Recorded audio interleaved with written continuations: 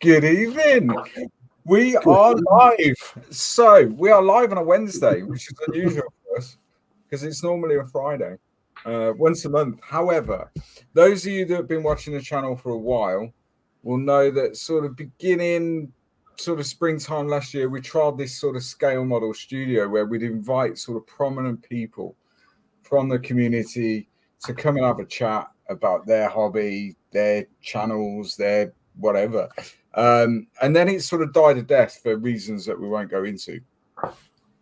But we decided over the sort of Christmas break that we'd try and resurrect it a little bit. So we used to do it once a month. We're not going to commit ourselves to that. But there are certain people that we as the admin team all watch, all interact with their groups and everything else. So we'll try and get those people on because we know for a fact that some people that are part of our club and watch our streams and stuff don't know who these people are. I don't know why, like they're living under a rock or whatever, but they don't know who these people are.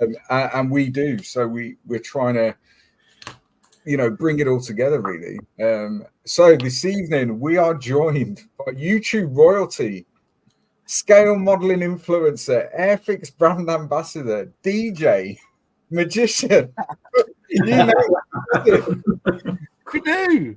There's a bit of selling on the side as well. Yes, Mars from MOS6510 Models. How are you, Mars? I'm very. How are you, gentlemen? Well, very well. Really good. Really good. I do like being called YouTube royalty because, like I said, I'm just a twat like scale models. You know what I mean? And you're in good company. You're in good company because we're twats at like scale models as well. Yeah, that's it. You'd have thought that somebody would want to watch me grab a hairy stick and paint a Spitfire. It blows your mind. Yeah. It really does. And that people take on board what you say. That's why you've got to be a bit careful what you say. I'm not an official Airfix brand ambassador.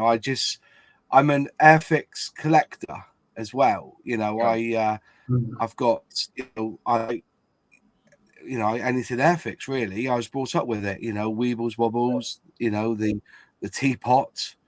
Because they do a lot, or did do a lot that nothing to do with scale models such as a brand. So on that then, when did it all start, Maz? When did you get involved in this crazy world?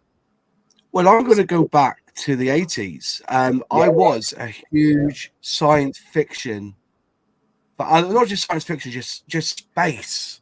Love space. And when I was a youngster, I had model railways. My mother worked at a model railway manufacturer, and we used to build the models. I used to build the trains, and I built a space shuttle. I still remember when it blew up. I remember watching it on the news blowing up, and that was that time when I decided when they say, when the teacher would say, "Do you want to be an astronaut?" and I'd be like, "Yeah." But sod that, you could blow up on one of those things. You know what I mean? The idea of going to space, doesn't really appeal. But I love the fantasy of what if, what could be, the fact that we could be living on Mars in, minimum 20, 30 years. Well, I'll probably be dead from being fat before long. Then I see people living on Mars. But the thought of it was great.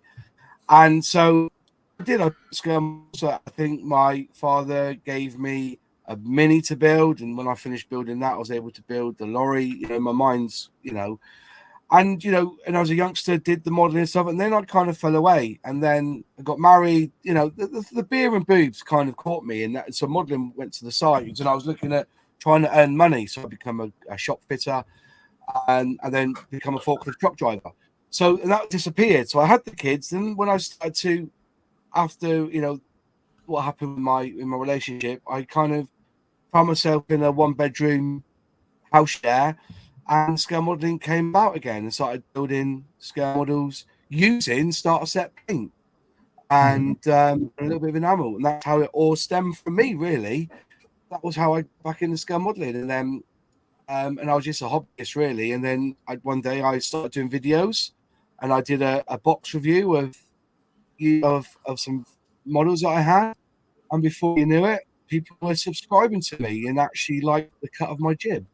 So and I was doing a lot of vintage classic at the time because remember I'm 45 in 3 days. I'm 45 years old in 3 days. Saturday. All these models that are coming out of vintage classics, I used to lord over next to the Matchbox kits at my local newsagent back in the day. Mhm. So having a vintage classic with the beautiful decals, which is what makes it for me, because classic. But if you've got you want them just for the decals, there you are, I was reviewing them, and then all of a sudden I went on Jonathan Mock's Interesting Modeling Company program or YouTube channel, and he had Dale on, and I spoke. Then I said hi everyone, and Dale said, "Moz, we love your vintage classic videos. We want to meet up with." I was invited to the Spitfire announce day, which I didn't even know was happening. I was sat on the stores there with this 124 scale Spitfire, tweeting this.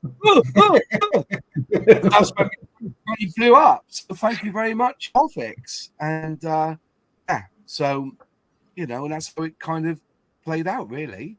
Yeah. And I got to say, that's how I got into scale modeling. So what prompted you to do that first unboxing video? What was the sort of reason? Because now there's 1,000,001 scale modelers on YouTube. It's a thing now, but back then it wouldn't have been so much of a thing. And yet you decided, you know what, I'll stick a camera and I'll film it. I was doing vlogs for my eBay, and it got a bit nasty on there, so I pulled away. And one day I had a couple of documentaries, one about motorbikes. I'm into motorbikes, not to ride them, but I just like old 1940s, 50s motorcycles because my father was heavily into bikes. And I don't know, I just thought, what could I do a video about today? Well, I know I could just, and if you watch it, it's bollocks. It really is crap. I didn't know what I was even saying. I really know some here. Never thought, and I didn't realize that there was other scale modelers who were doing this sort of thing. That kind of progressed from there. There's no rhyme or reason. I just thought, let's do a video today. I love editing videos. I'll tell you some stories after some of the videos I've edited in the past, okay? But people ask me to edit their videos for them, promotion reels and stuff for magicians and that. And I got into, that's how I do it. And to be fair, I used to use Final Cut Pro on my Mac, but because of how simplified, what I've learned about being on YouTube, nobody wants the faff. They don't want all these special, transitions. So I basically use a simple iMovie, and I just plonk, plonk, plonk, plonk, plonk, and I'm able to put out the video 5 times quicker than I would do on a Final Cut Pro. You don't have to worry about grading and whatnot. And transitions. It just doesn't appeal. If you look at all YouTube channels out, all they want is they've got a question they need answering. And that's what my video is about. I think, what sort of question would somebody ask me about this market? And do review, and I'll probably add some things that I've spotted in the video that hopefully 90% of people who want that information will find on my channel. So that's basically how it was. So so that's how I got into it. It was just one day, and when that video done really well, I thought, bloody hell. And I started searching what other people were doing, and I was like, where have I been? And I thought I was the only one doing scale modeling because nobody else was doing it. And I knew, and all of a sudden I found out it's like Freemasonry. You don't know there's a Freemasonry club in your district until you know somebody who becomes a Freemason. And you realize all of them are Freemasons. You know what I mean? It's for the greater good. For the greater good. You know what I mean? You meet these people. But no, it's interesting. So you didn't you weren't influenced by the YouTube scale modelers because you didn't know it was a thing until you decided one day you were going to do a video and it did well, and then you went and looked. That's pretty interesting. Yeah, because it's always that YouTube for me was watching videos about documentaries. I was a big fan of Mark Felton. Is it Mark Felton? There's all these and dark science and things like that. Talking about these documentaries. That's what I was into, and I thought, well, I could do documentaries as well about my love for motorbikes, and so I started that, and then I just did this video about the scale model kit, and before I knew it, I was doing reviews, and that was it, really. I didn't think there would be an appeal. I just thought I was the only one that would into scale modeling. Or, I know, of course, there are people who scale modeling, but I thought most of them was into trains. That's quite a naive thing, really. But, I think that, and when you come into the community, you don't realize the essence of it. There's so much goodness in this community, and the thing I love the most about this community is that there is no hate on your model. They appreciate it. Everyone appreciates somebody's model as their work of art. There's not real criticism, and if there is criticism that's uncalled for, we kind of smash it out. But in other communities, that doesn't happen. You get those who are sticklers. But yeah, that's the beauty of it. So then that's really my history. I just put a video up, and then before I knew it, I was doing another, until now I've done 600 videos, nearly, and got 4 million views. I think it is now 20,000 subscribers. Really. She's amazing. It is really good. So your whole sort of community.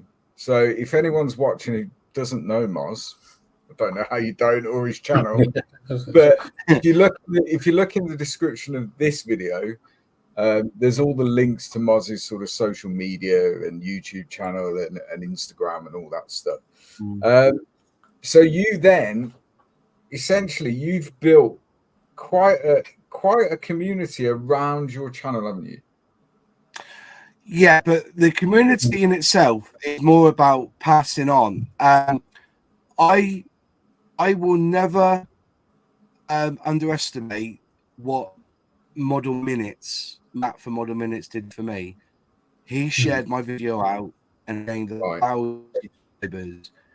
And in my mind, that was the thought of paying it forward. If you look on my Twitter feed, I will post, if somebody catches my eye with a media, with a model, with an article, I will then tweet it on or forward on. The idea of Airfix and Chill was there was a group of us YouTubers that we got to know each other, and I said, I'm going to set up Airfix and Chill so that you get exposure to the subscribers to my community. Or the MOS6510 Models community. I don't look at it as my community, I look at it as a whole community. And that's where Airfix and Chill came into fruition. And then when StreamYards decided that we could now share one program across a range of channels, that to me was the creme de la creme. That means that no matter whether you watch through me or through to Bodie Go, to Sully, to LPJ Models, to Man's Model Moments, you would see us all amongst the channels. It wasn't just Airfix and Chill, even though it's hosted by me and an army. It's a community thing of YouTubers, and the idea is to get the YouTubers on to share the love, to share the experiences on. And we got a little Discord group that we talk amongst ourselves, and we all respect and appreciate each other. That was the idea of Airfix and Chill, was to get other YouTubers spotted, because what Matt did for me, I want to be able to do to other scale modelers. As long as it's got to be, it's a two-way street, and they promote me. Like I said, this tonight when you invited me on, I've been promoted across my channels, and you'll probably get a Substack from me on Monday, about my time on here. They've blown up. I can't believe that people want to read my rambling. I was at, because I didn't know you did that. I didn't know that was a thing. But last sort of, call it research or whatever you want, but last sort of few days I've been reading through them. and it's What do you interesting. think? It's interesting stuff. It's almost like an insight into the mind of the modeler. You know, it's Yeah. it's interesting It's stuff. not. It's not. Do you ever read Jeremy Clarkson? He writes columns all over the place, and I get a little bit of inspiration from him because he'll often something that happened to him that day, and then he loosely links it into the car that he's reviewing this week, or something happened to him on the farm, and then he talks, and that's basically what I do. It's like a commentary. So like I did an article, one of my favorite articles I've written was about scale model shows and vintage rallies. You know, I was brought up on Sunday mornings going off and seeing tractors and these, machines just chunning away. And I related to me going to a vintage rally to go to a scale model show. They're exactly the same, just different communities with a different focus. Whereas we focus on the model, they focus on the machinery and how they spent gazillions of pounds, making this thing that was as rusty as the Titanic into this beautiful black and shiny brass machinery, and all it does is chug chug chug and takes water from the actual well through the machine and pop it through in like a tap that just hanging in the air sort of thing, and then pumping it through. That's what it does. But it's the engineering behind it, and you go and you listen to these stories of these folks that have spent time, love, and effort restoring these mechanical machines, and we do the same at scale model shows. You will go into there, and there is a hive of people, loving what they do. And you go and you see a model, and then you look at it and you say, "How do you do that?"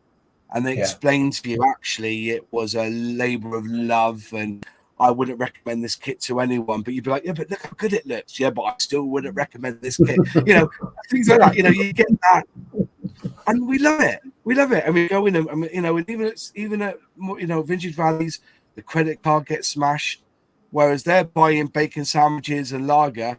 We're spending money on paints and other things that we can sniff. You know what I mean? So it's that's how. The other article was about space. I wrote one of my other favorite articles was about why there's no space. In scale model now that we've got the SpaceX rocket, we've got Blue Horizon, and all these new ventures and going to Mars. There's nothing that in scale modeling where we could go, oh yeah, that's a new tooling of a rover that's going to be on Mars. It doesn't have to actually be realistic. It could be futuristic, but you would want to build it because something similar might end up on the on Mars or on the moon. So there's nothing like that anymore. Why do you think that is? Why they're too scared? They're too scared. They're too scared. Bit of a punt for a manufacturer to broach into sort of space and space travel and all that stuff. Well, yeah, I think look. I think if Bandai did it, it would probably work. Only because in Japan they love all that robot stuff, don't they? Yeah. In this country, we're quite reserved.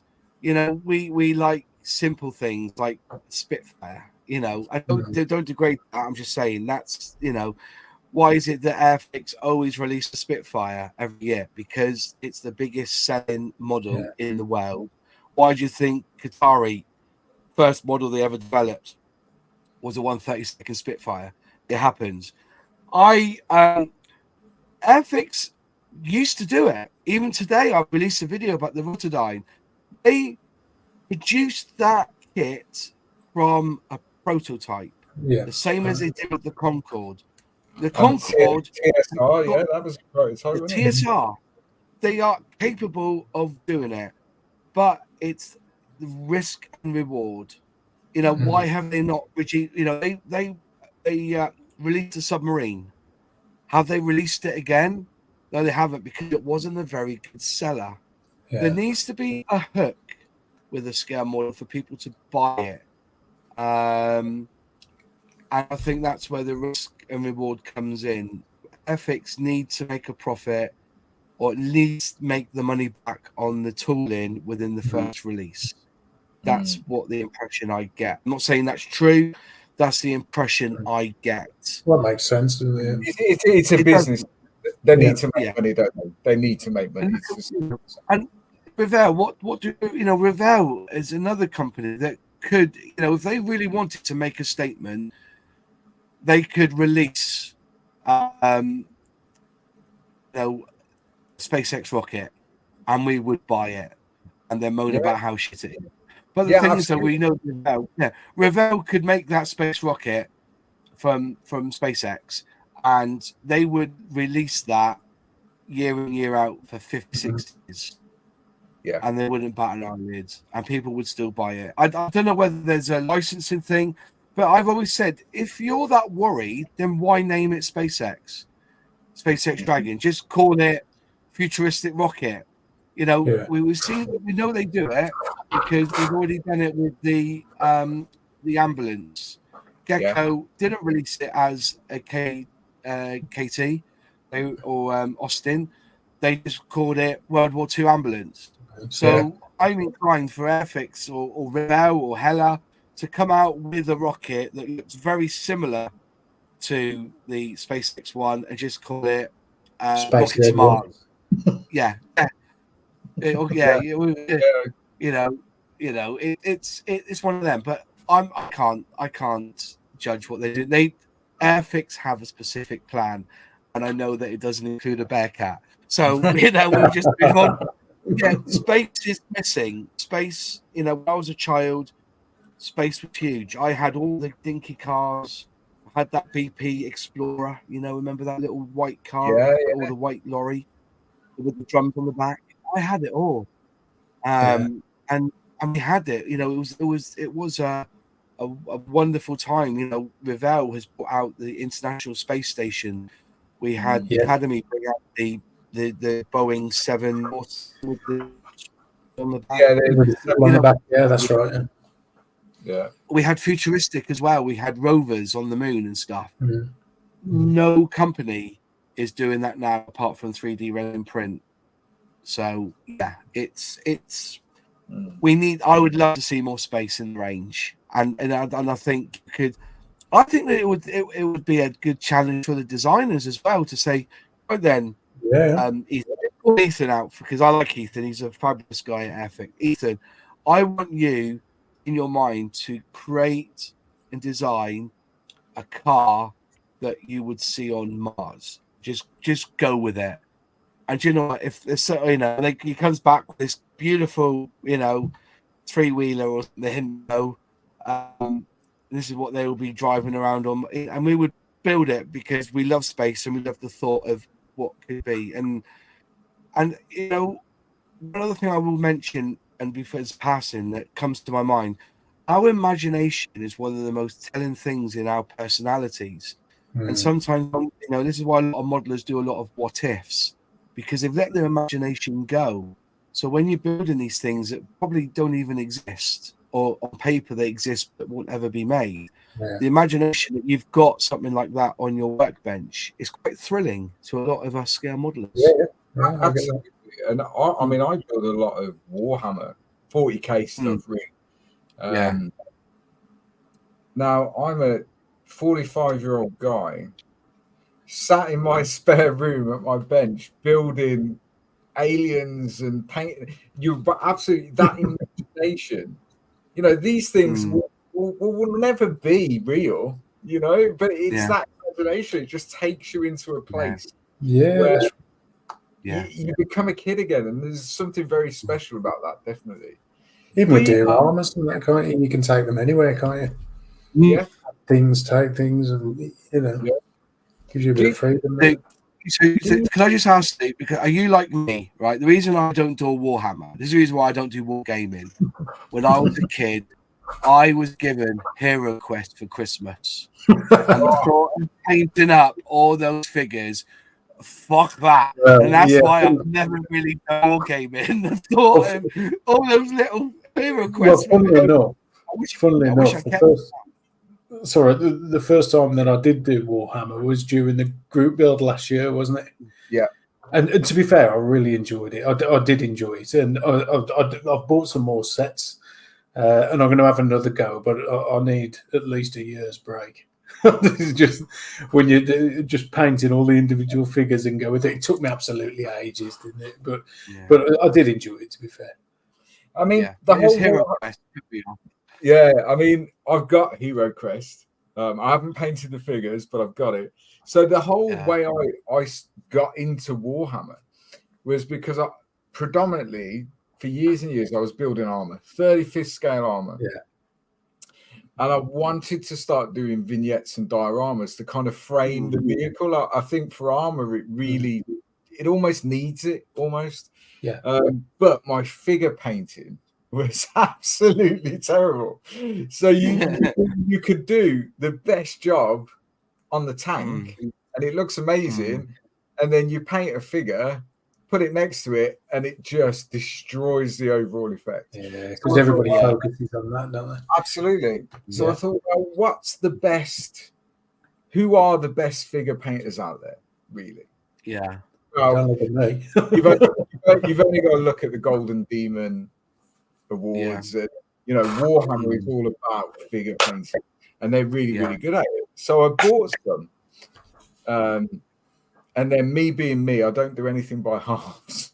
So within sort of 8 months of painting Warhammer figures, I've now got 2 armies. I play the game. I must have painted 1,000 figures in total because one of the armies, that's just figures, but it absolutely worked because now, I mean, don't get me wrong, I'm not a figure painter, but I can dodge a figure enough that you can put it next to a vehicle. But do you know what I mean? And it doesn't necessarily ruin it for you. It certainly improved my figure painting when I did mine. Yeah. But it's definitely so.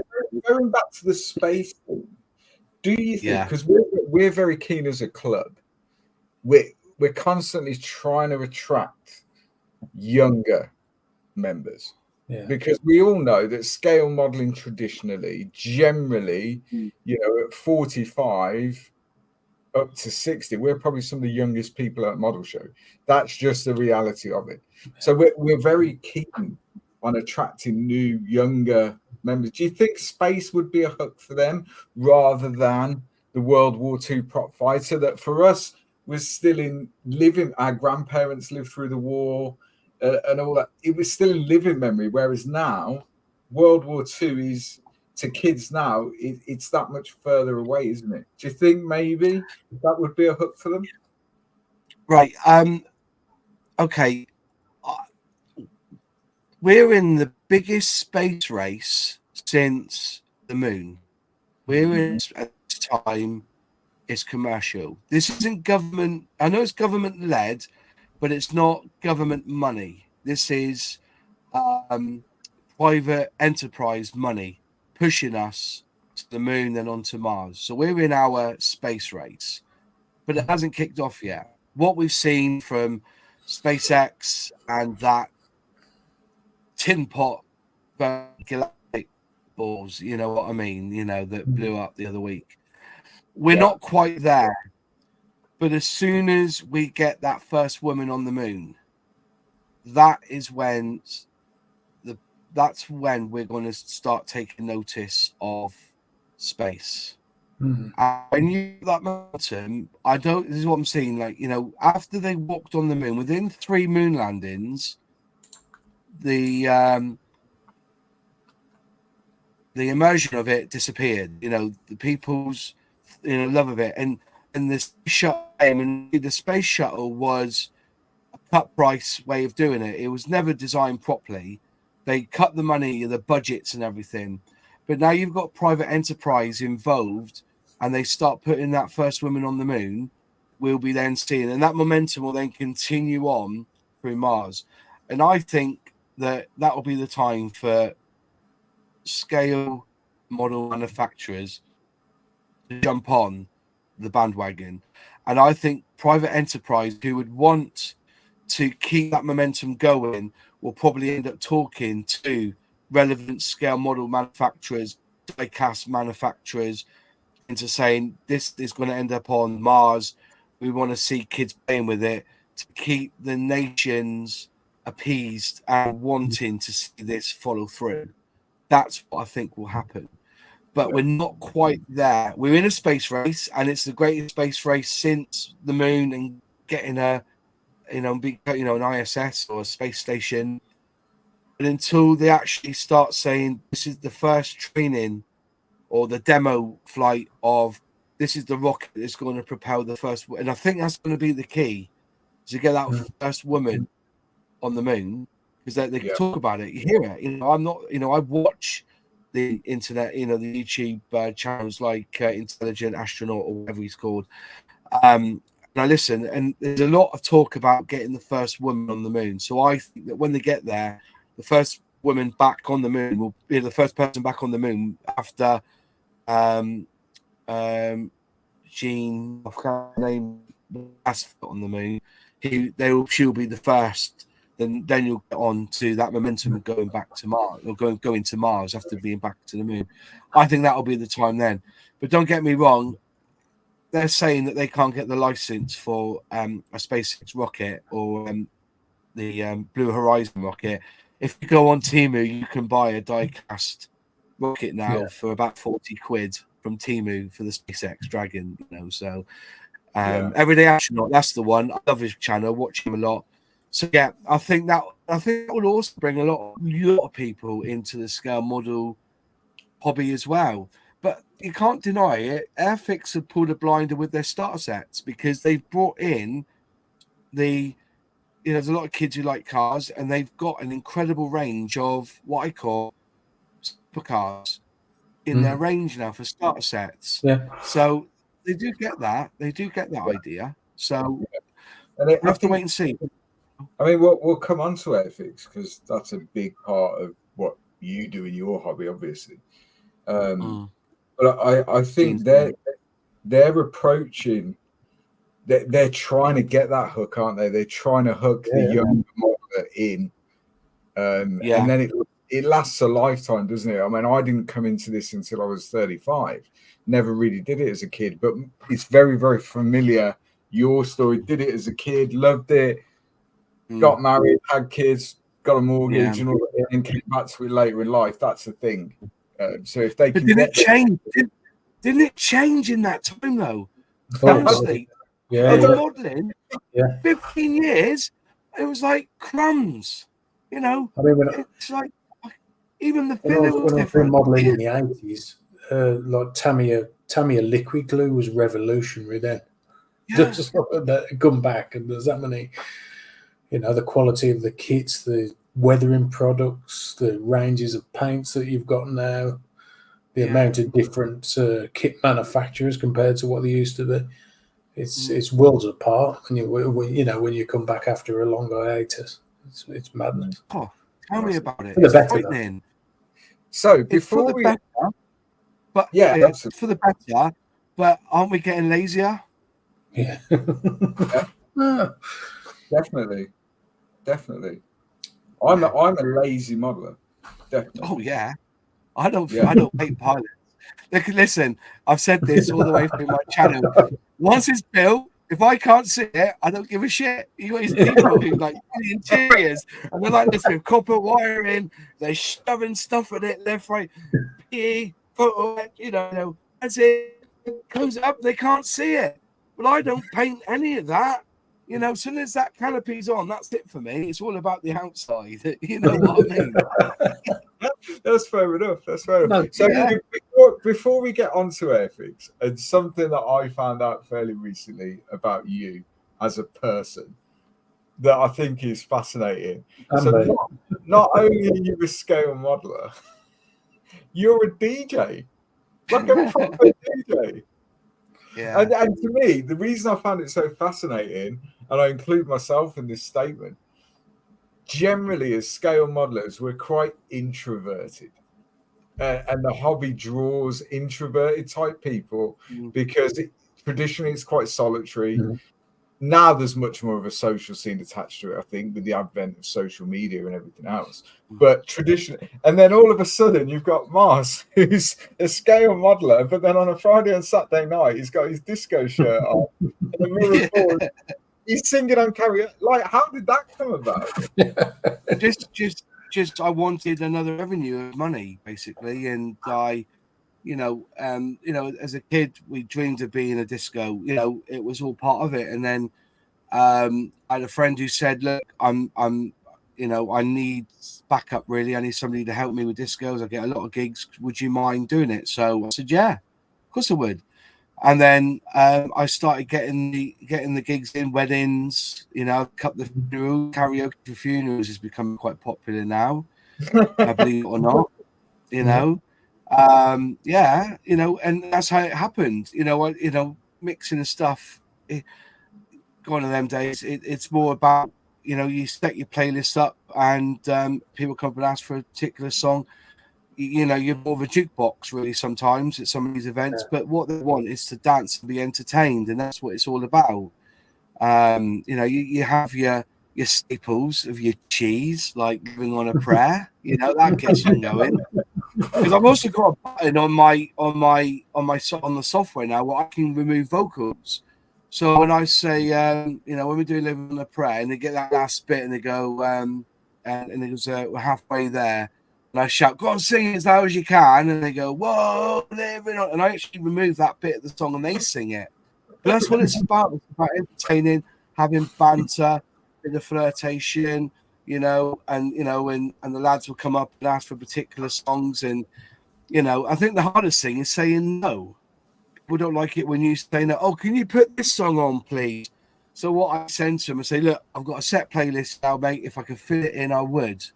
And then when they come about an hour later and they say, "Have you played it yet?" You go, "Yeah, I've already played it. Listen." And I show them the link and I've ticked the box. Because you can actually say it's being played on the list. You can actually highlight it as being, and that's a shame. I must have been having the piss. But, you work it. You work these things out. I was a magician originally. I used to do a lot of tabletop magic. You always have that gobshite. You say, "Oh, no, I'll go around that." If he starts playing up or a woman starts playing up, I say to pick a card, and they'll pick a card. Just stand over there in that corner, and we're going to do a trick. Then I would do the magic for that table, and they'll be there waiting for me to reveal something. And I say, "Oh, have you got the ace of spades?" You go, "Yeah." And I said, "But I've removed him out of the situation. Yeah. It's clever. He's ruined it for other people, And that's what DJs like that as well. We know what to play. When you get a bridezilla who wants you at the wedding, they give you 50, 60 songs, and they're all crap. Halfway through the night, nobody's dancing, and you would say to the bride, "Look, nobody's dancing to your playlist. Do you mind if I play some of my own?"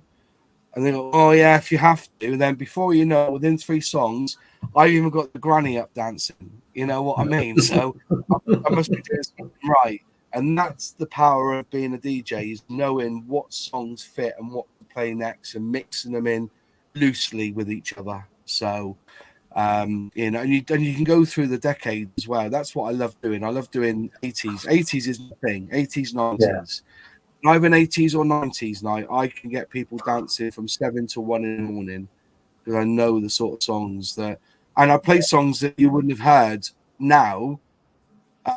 That was played back then. It's it's all good, and the karaoke is a different kettle of fish again, because I can get anyone up to sing, definitely. That's a chat. I bet you couldn't get me up.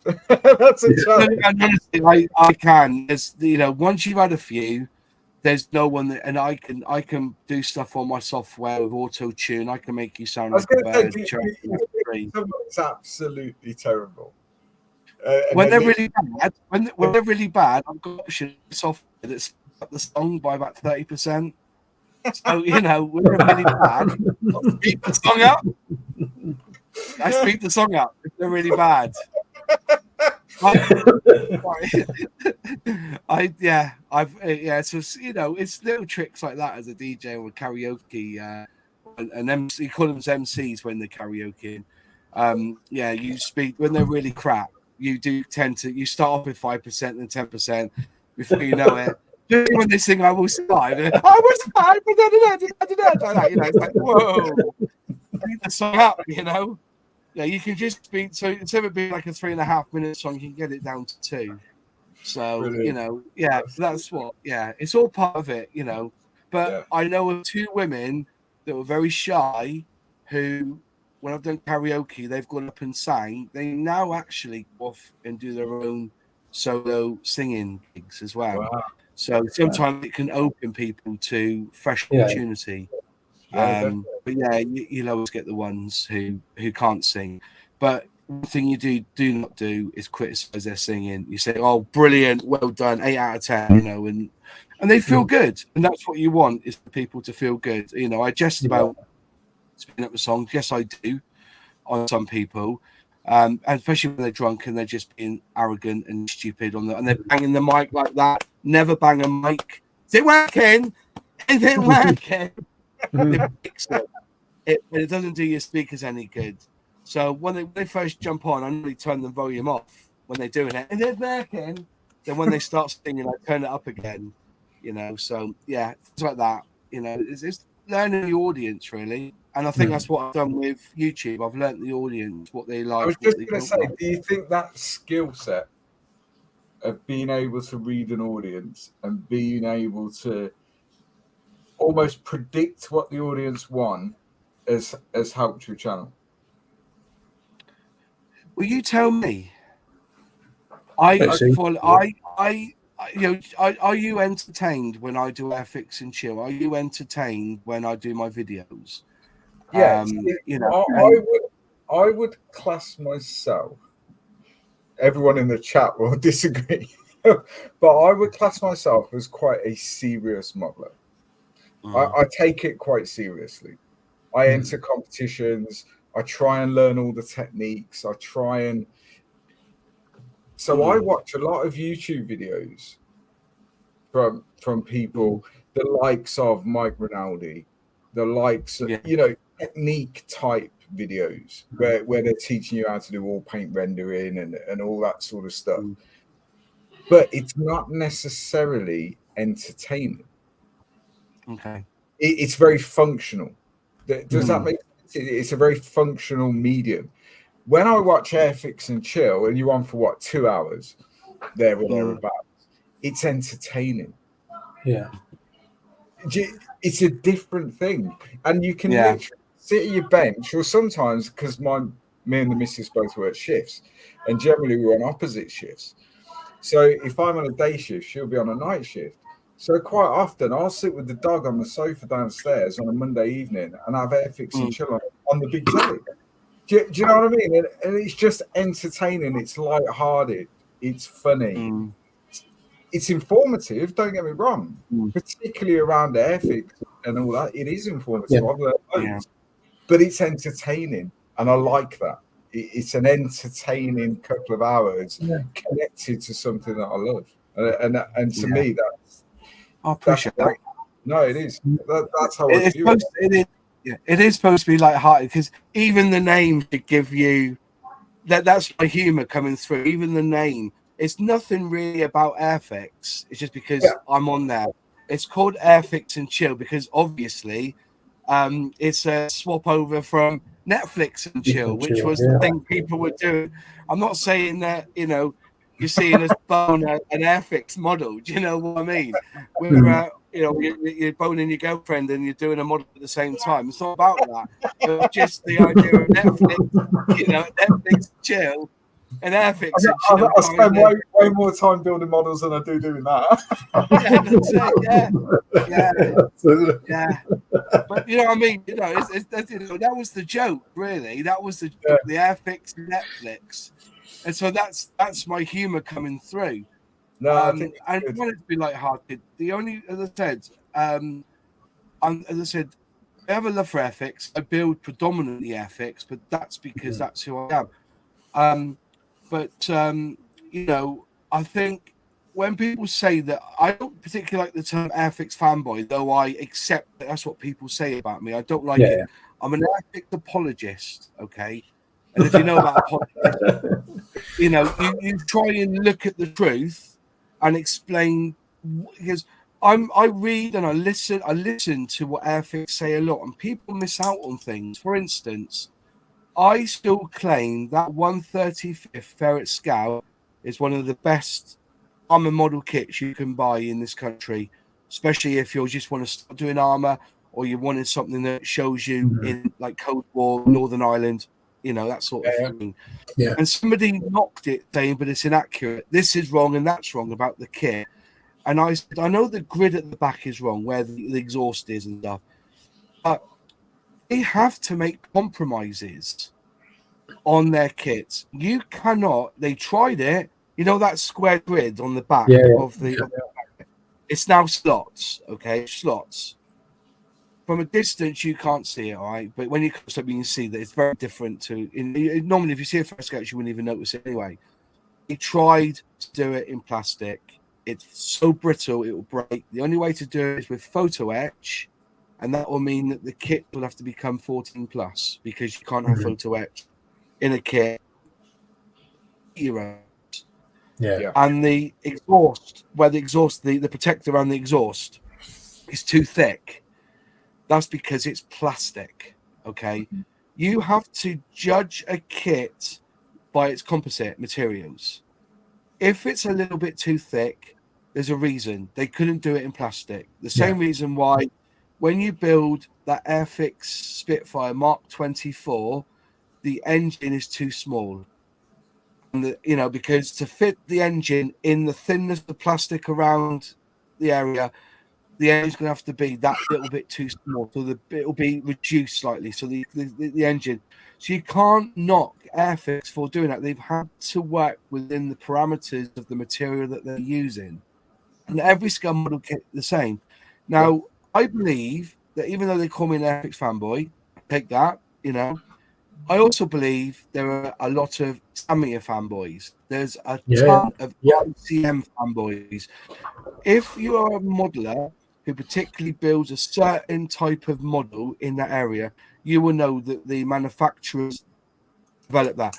For instance, if you want to do 148 armor, you're going to be a Tamiya fanboy, because the only real range of 1 to 48 military armor vehicles in that scale that do it well is Tamiya.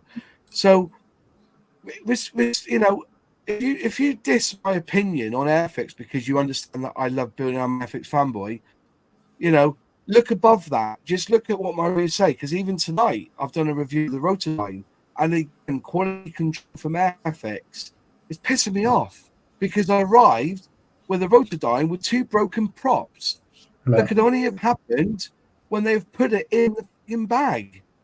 So I am critical of Airfix, but one thing I will say is that I want Airfix to do well. Like everybody, I want. People say to me, "Why do you say you want Airfix to win?" And I say, because, you know, don't you want scale modeling to win? I say, well, I really believe that the scale modeling as a hobby is already won. We have the best kits we could ever ask for now, the most accurate kits we could ever ask for now. We have every single paint medium we could ever need. We've got weathering materials. We've got PE. We've got 3D resin. The height of scale modeling is now, and with the big blow up of 3D printing, there's nothing else I think scale modeling can do than just carry on being as most accurate, most pleasing, and ease of build possible. Yeah. So when I mean Airfix to win, I want people to actually grab Airfix, and this is my challenge to anyone that this is Airfix, and even BJ, a friend who I've got to know, and I didn't even know this, by the way, he rebuked me on, I think it was on Facebook, saying that Airfix were crap. I've never built an Airfix kit in the last 20 years. Challenged him build Airfix kit, and I even sent him one, and I do this for anyone. If people don't like Airfix, I will send them the model kit from a model that's been produced in the last 5 to 6 years, and I asked them to build it for me. And I've had about 13, 14 people who have now converted to Airfix, realizing that what they built in the late 80s, 90s, and even the early 90s is nothing compared to what Airfix are doing now. And that's why I want Airfix to win. It's to bring back those who snob at Airfix and just sort of want to stick to Tamiya or their particular model kit, but to embrace what Airfix are doing now, because the more we embrace Airfix and what they're doing now, the more they're going to do in the future. And that's how I look at it. Yeah. And remember, they've been on their ass, you know, so. I'll hold my hands up. So I've been in the hobby, 10 years now? And for probably 8.5 of those, I was one of those people that I just wouldn't touch an Airfix kit. Because you heard so much bad press. Nothing fits. It'll have bits in. It will be crap. Blah, blah, blah, blah, blah. Last year, I built a 48 scale Lightning, which I really wish they'd release. That's an amazing kit. I built the P51 in 48 scale, the RAF version. That was an amazing kit. I've currently got the C47 on the bench now. That's a really good kit. And on the back of that, and watching Airfix and chilling, hearing what you say about their new releases and everything else, I've got the Anson in the stash. I've got the Gannet in the stash. I've got the Sea King in the stash. I've pre-ordered the Shannon class lifeboat. I've pre-ordered the Liberator. I've pre-ordered the Bulldog, because now I think Airfix have turned such a corner that people are willing to give it a chance and build kits. It gives me the same amount of confidence now purchasing a new tool Airfix kit as it does when I purchase a Tamiya kit, or I've got that same level of confidence. I know this is going to be good. So you've got to take your hats off to them as a business, as a company, as a manufacturer. What they've managed to achieve in a relatively short space of time, it's phenomenal. And grown scale modeling company. Of course, we want them to do well. Of course, we want them to do. Of course, we do. I just want to caveat by saying that when I do send out a scale model kit to somebody who hasn't built an Airfix kit, I actually open the box and just check that the sprues are complete. Because, you know, I'm not going to, you know, I have the most, you know, I've got a very good relationship with Airfix, and I'm humbled by that you know, Dale will, you know, I can email Dale with a question and he will respond in kind within a day. You know, he's you know, I love the guy. He's been absolutely brilliant to my channel. He's so welcoming, he's so warm, and he wants Airfix to win because that's his livelihood, that's his bread and butter. You know, if they don't do well, he don't get paid. But I've been banging on about Airfix for 4 years, and you know, the quality control issue is something that they're really well. Even to the fact that on the grapevine, I heard they dumped all of the starter step paints that they had in stock with the new tubs because they were drying out. There was a problem with the seal on them, so they lost a lot of money by removing it. You know, and they knew they had an issue, and now they've put it right. If, like, for instance, I know that Rotterdam, I'm going to ring. I've emailed them now. I guarantee within 3 or 4 days, I will get those parts in the post to me that are broken. They know there's an issue there. And I hear that all the time. That Airfix, I've never needed to contact, you know, their customer service or whatever. But everyone I know that has said they're second to none. Their customer service is absolutely phenomenal. Yeah, I talked to one of the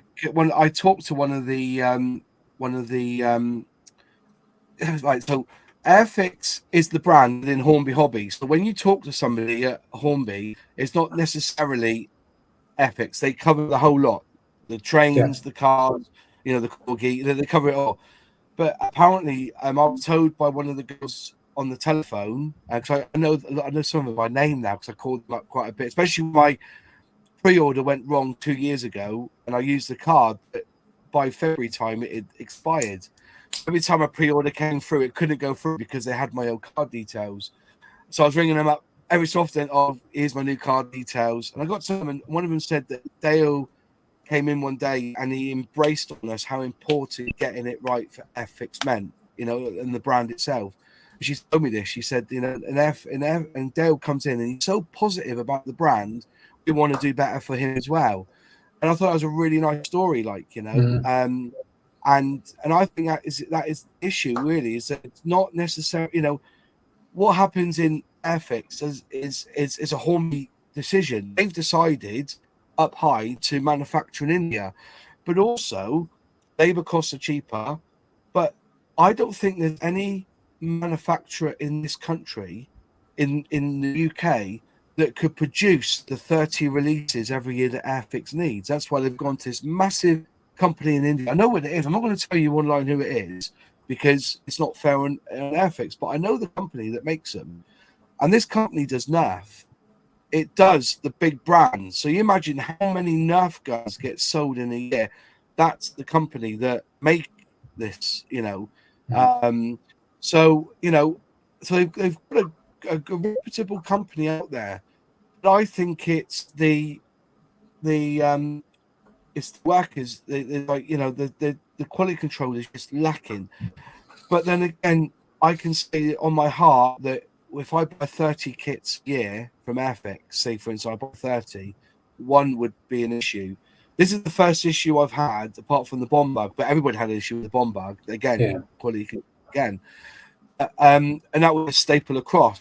But I've not, the only short shots I've had were the ones in Audi and Lidl. And that's because I think they're just proper pushing out all these kits for £6.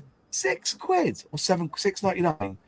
They struggle to get a decent coffee for that. Pardon?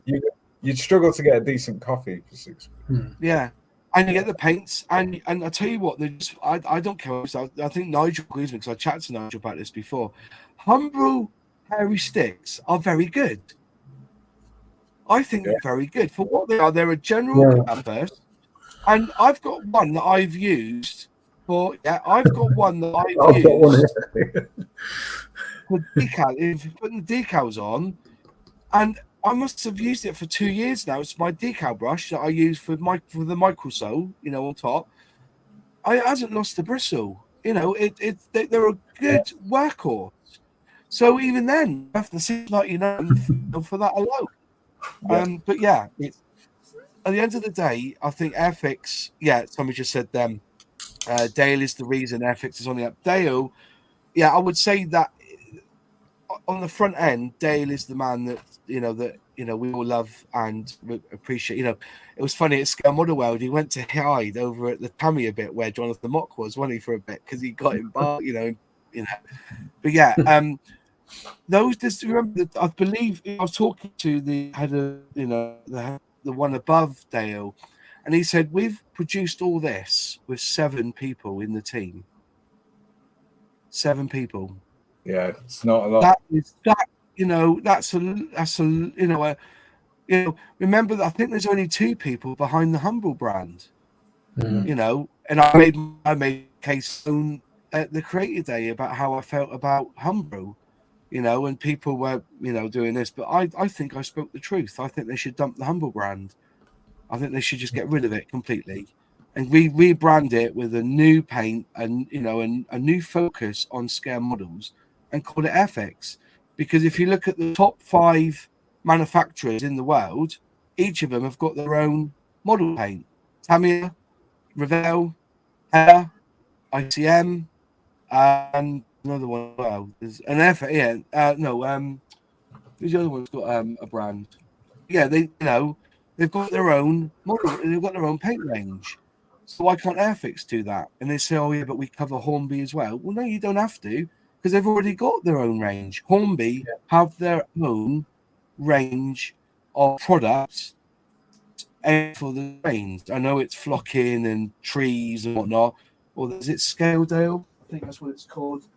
Got the that's right. It's like a fictitious town. Scale Scenic. Yeah. Scale Scenic. So why don't they just bring out their own range? Where's if I got it here on my back? Yeah, here you go. I'm going to put this out there. I reckon this is one of the best precision poly cements out there. Now, here's a challenge for you folks. I do it all the time at scale model shows. Go to a scale model show and try and find a humble product for sale. You won't see it. They've lost that market. But if I see it for sale, I'll buy 2 or 3 of these. I think this is, a brilliant poly cement, especially, if you want to use a needle applicator. It's one of the best. Alongside that, the Deluxe Materials one is a very good glue as well. Which I stand back for Dulux paint stuff like this. Dulux paint or Dulux Materials, I think it's called. Fabulous. Their glue range is second to none as well. But yeah, it's I think they should have dumped it, and I told them that, and they kind of I may have upset the humble guys, but when they come out with a 3D printer that doesn't do anything that a scale modeler can use, really says a lot. I've got it here. All I've ever used it for now is to put decals on a plane because it's nice and high, and you can. I've used it for that. It's a little white thing over there. Yeah. I put it on my bed, put the plane on it, and then just put the decals on it. Higher up. Your bench is quite low, isn't it? But when you got the printer about there, so you're like this doing it, it makes it easier on the back when yeah. I think you're absolutely right. I think they've massively turned the corner, and if they keep going the way they're going, I think in 4 years, 5 years time, you'll no longer be an Airfix apologist, because there won't be anything to apologise about. Been Airfix evangelist. I think, to me, the fact. I mean, I don't know loads about Airfix and their team and stuff, but Paramjit obviously has been around social media and been and stuff.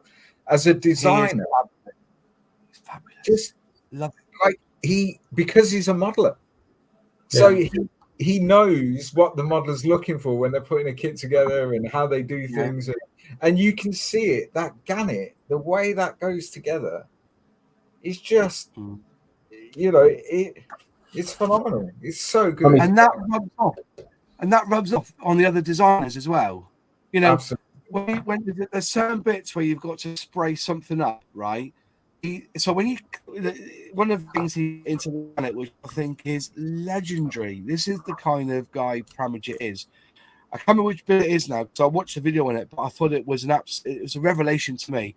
When you cut the piece off the sprue, you don't know what that number is anymore, do you? The number's not on there, is it? It's cut off. That's it. When you're doing doors, you cut them, or which door was which, you have to write it down on a bit of paper, don't you, or something? So what he done was he left the tag, the number on the part, so you can then use your tweezers or your pincers, whatever you use, to hold the thing, spray it up, and then when you're ready to fit that part, now it's all sprayed. All you got to do is cut those tags off with the numbers on, so this one's part 1A left. Cut it off, in it goes. Yeah. Genius. The shadow stars for the starter sets. Genius. Pramagit is a legend, and that's gonna be seen through. I said this at the Airfix and Chill about 2 weeks ago, maybe 3 weeks ago now, when people were saying, the Airfix look at what other people are releasing, what's being released before they make a decision on what they make on a model. I firmly believe if Airfix release a kit that another manufacturer releases as well within the last 3 or 4 years, they have no fear, because I'm pretty sure that I'm confident that whatever Airfix release now will be the most accurate, the most most ease of build, and the most nicest finish compared to other model manufacturers. I would say in 5 years, Airfix will be looked upon as Tamiya is now. In 5 years, unless Tamiya do something miraculous. And don't get me wrong, I've just built their M41 Walker Bulldog, which is from 1969, and had a human tripod for 2 days on how well that went together. It looks lovely. I've seen that. Yeah, it looks very nice. It came up right. I weathered it up using outlaw paints and everything with the new Rust Effect range. But yeah, it came up really, really nice. Yeah, it's his That own- is that's a 60-year-old tooling, basically, 50, Yeah. 50, 60, 50, 55-year-old tooling. That it's a delight, and I think Airfix producing this sort of stuff now, Mm. but it'll be even more accurate because one of the things they've invested on is somebody to research the hell out of this stuff. You've got the most the most what's the word? Well, he's a rivet counter. He's the worst of the worst. Mm. Luke is absolutely phenomenal at it.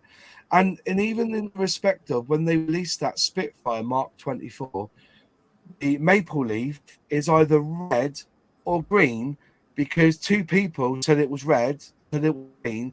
So instead of arguing the toss, they put a red or a green maple leaf in the decal scheme for you to choose. Yeah. Hallelujah. You know, and I think that's what they need to do. You know, I don't think they should be worried about what other people have released, because here's one example for you. How many people have got a KT ambulance in the model shop now? Hardly any. But how many geckos are still out there? Hundreds. Yeah. You know, people have had the gecko and say it's not all that. But the Airfix version, people have loved building it right from the very beginning. So I don't think they have any fear in releasing what the hell they want. And I state it now that that's what it's going to be. I think so. I've got both of those KT ambulances, the Gecko and the Airfix one. Mm. The Gecko one absolutely is more detailed. It is. There's no denying it. It's got PE in it and everything else. But I agree, from an accessibility point of view, not everyone wants to do what on occasion I'll do and build a full PE interior on a T55 from Miniar. Not everyone wants to do that. What they want to do is have a good fitting, well-engineered, ejection molded kit that they can get to the paint stage fairly quickly and start painting it up like that Bulldog. It's very basic in its detail, but you can get it together. Everything fits. You can paint and weather it. Done. Off the bench. Next.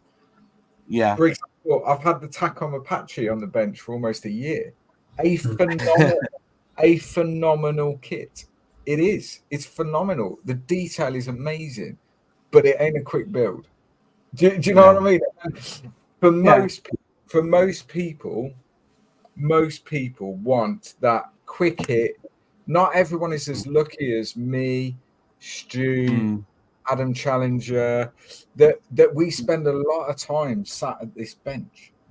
Yeah. Some people might only get a couple of hours on a Sunday afternoon or whatever. Yeah. And they want that accessibility of being able to build a nice looking model without having to go out and buy a soldering iron to do the PE. And, do you know what I mean? And all that stuff. Yeah. That comes with it. And I think Airfix have definitely they've got that down pat now. When I saw that Anson at Telford 22 and they had the spruce there, and I said it at the time, and I said it on this channel and on other channels I was on there. If you'd have put that Anson in a Tamiya box, you wouldn't have known. Yeah. You wouldn't notice. No. You wouldn't know. You wouldn't know. That was my year. And I think the Sea Anson, the same.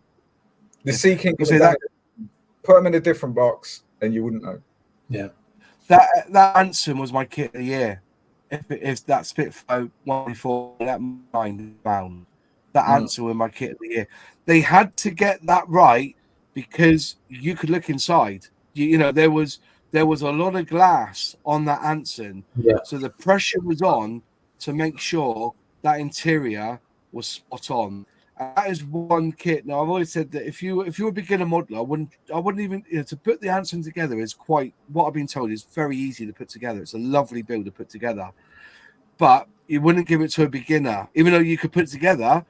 The interior has to be spot on with the paintwork and the weathering and everything. It has to be spot on because there's a lot of light able to get inside that cockpit. Yeah. Hence why I called that the kit of the year. The only reason the Spitfire outclassed it is only because that engine on that Mark 9 done it look phenomenal. It's and also, have you noticed how Airfix are building these kits now? You're doing sub builds, sub assemblies, then putting it together. So that engine, you can, in theory, and I don't see why they don't do it, sell that engine on its own. Mm. You know, build your own Merlin engine. Boom, there you go. You know, I can't see why they couldn't do that. All right, obviously there's other bits on the sprue you have to ignore, but you know, in the future, why don't they just? And that's how good that Spitfire. The Anson is way up there for me. In fact, it's still there now, and apart from that, you know, it's one that's on the list. I've got about 8 or 9 on my list now to build. You know, Unreal. So, but yeah, it's definitely a thing. Well, somebody raised a comment before about my T-shirt. There's a story behind this T-shirt. I want to sell it. He said he loved your T-shirt. Yeah, I want to sell it because what it was, I was watching a wrestling video, and it was Stone Cold Steve Austin when he was on that stage when he had Austin 316. You know, I thought, wouldn't that be good having that Airfix 148 like in the font of what they had for Austin 316? So I got a friend to put it on the font for me, and then I got it printed, and I want to sell it, but I think my relationship with Airfix would be pretty cool if I did, you know. Yeah, I got it printed and got it made. But even at the Airfix Spitfire Day, I had Airfix in the style of the A-Team. I haven't got it. Have I got it here? I had, like the way that the A-Team looked, that sort of US font. And I had 124 where the A-Team there is 124, and I gave them out to everyone at the Spitfire Day. Even gave one to them, as a present. But I get these ideas for T-shirts, and I get a friend to graphic design them up, and then I ship them. I get them sent away to be printed and then sent through. But I would love to get this T-shirt made, or at least Airfix take it on and you release it. You know, I think because loads of people have asked me about it. I wear it to show. Fair play. But yeah, the history behind it. Model of the year 22 was the Anson. You said you loved that. Fixed model of the year 23. What was that for you? See, people say the Gannet, but I think the Sea King's up there. You know, Mike, we had this discussion on Airfix and Chill. I would like to. I think the Sea King for me, just because of the what you can do with it. Look at Sully's scale models. Look what he's done with this. Friggin' Chicken King.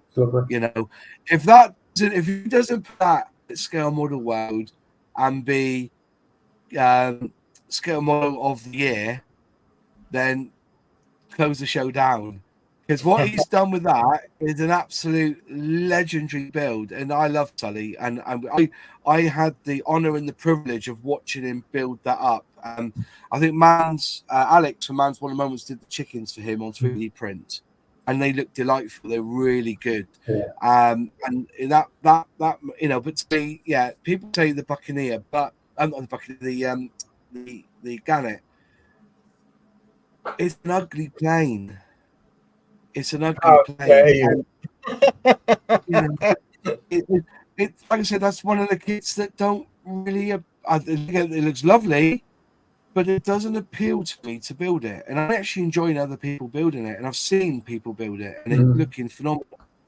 But that Sea King, though, I've not yet up on the wall. I'm waiting really for the yellow scheme to come out, make it into. That's the scheme I really want. So I may, even though I was given that one, I may sell that one, and then when the other one comes with that yellow RAF or the Royal Naval RAF Search and Rescue, RAF Search and Rescue one comes in, I will probably aim for that one really to build that. I want it in yellow, but then to me, any helicopter in the military should be yellow because they always look good in yellow. Anything looks good. Anything, and also yellow looks good.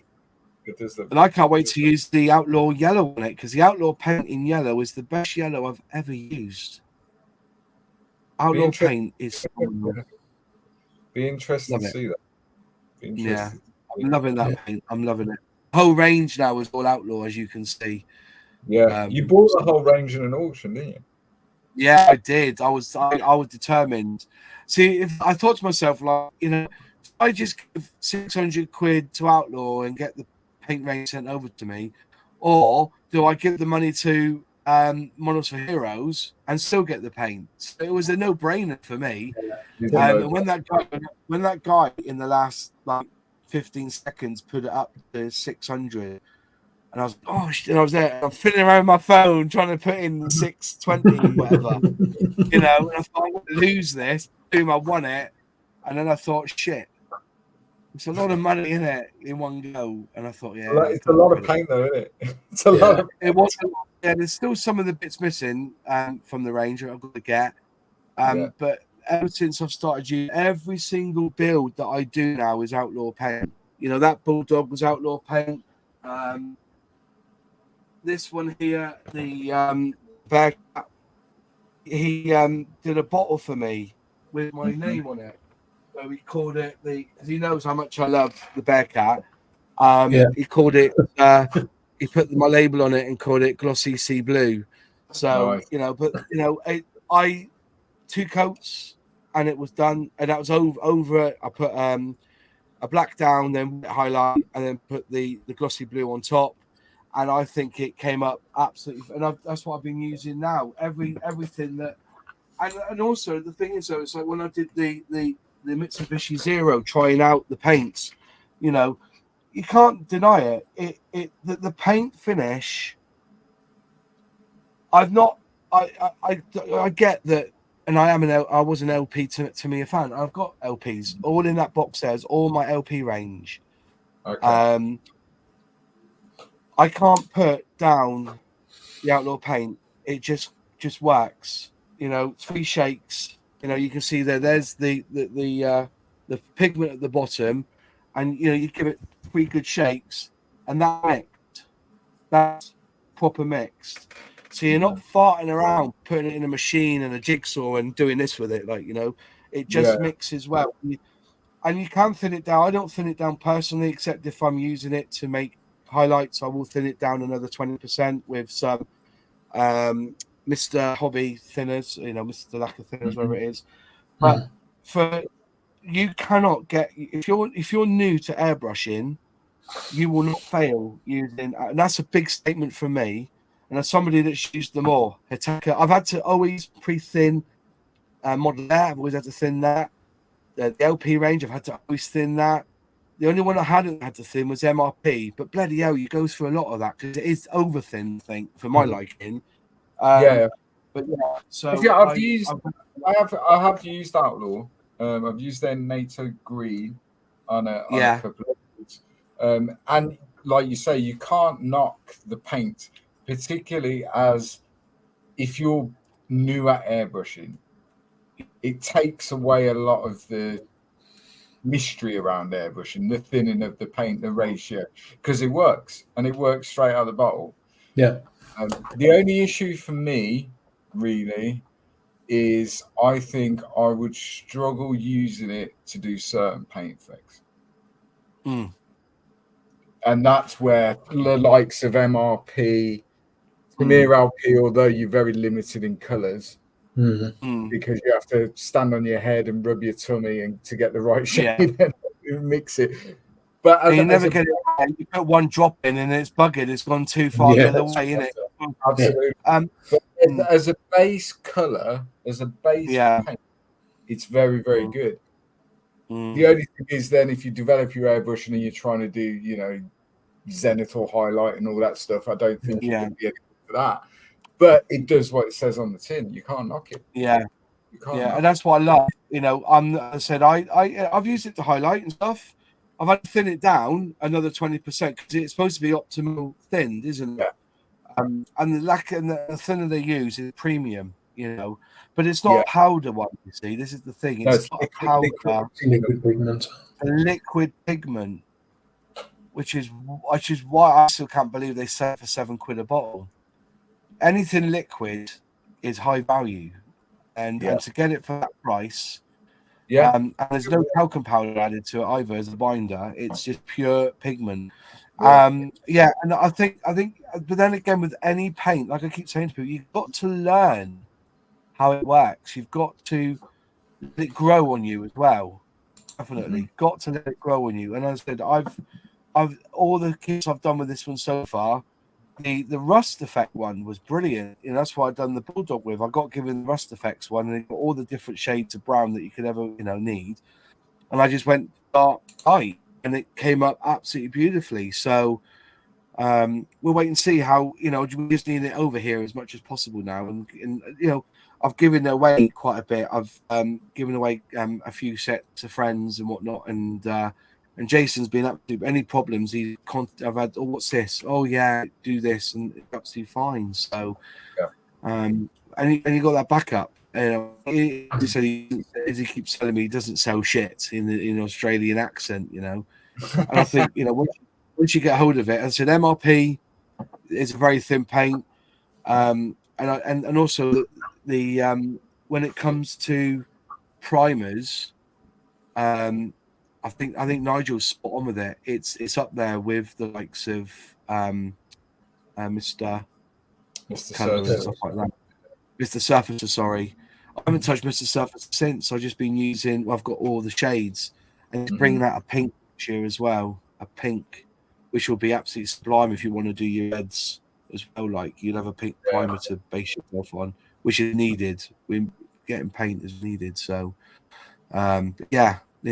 It's like I said, scale modeling is one. We've got everything we need. Yeah, absolutely.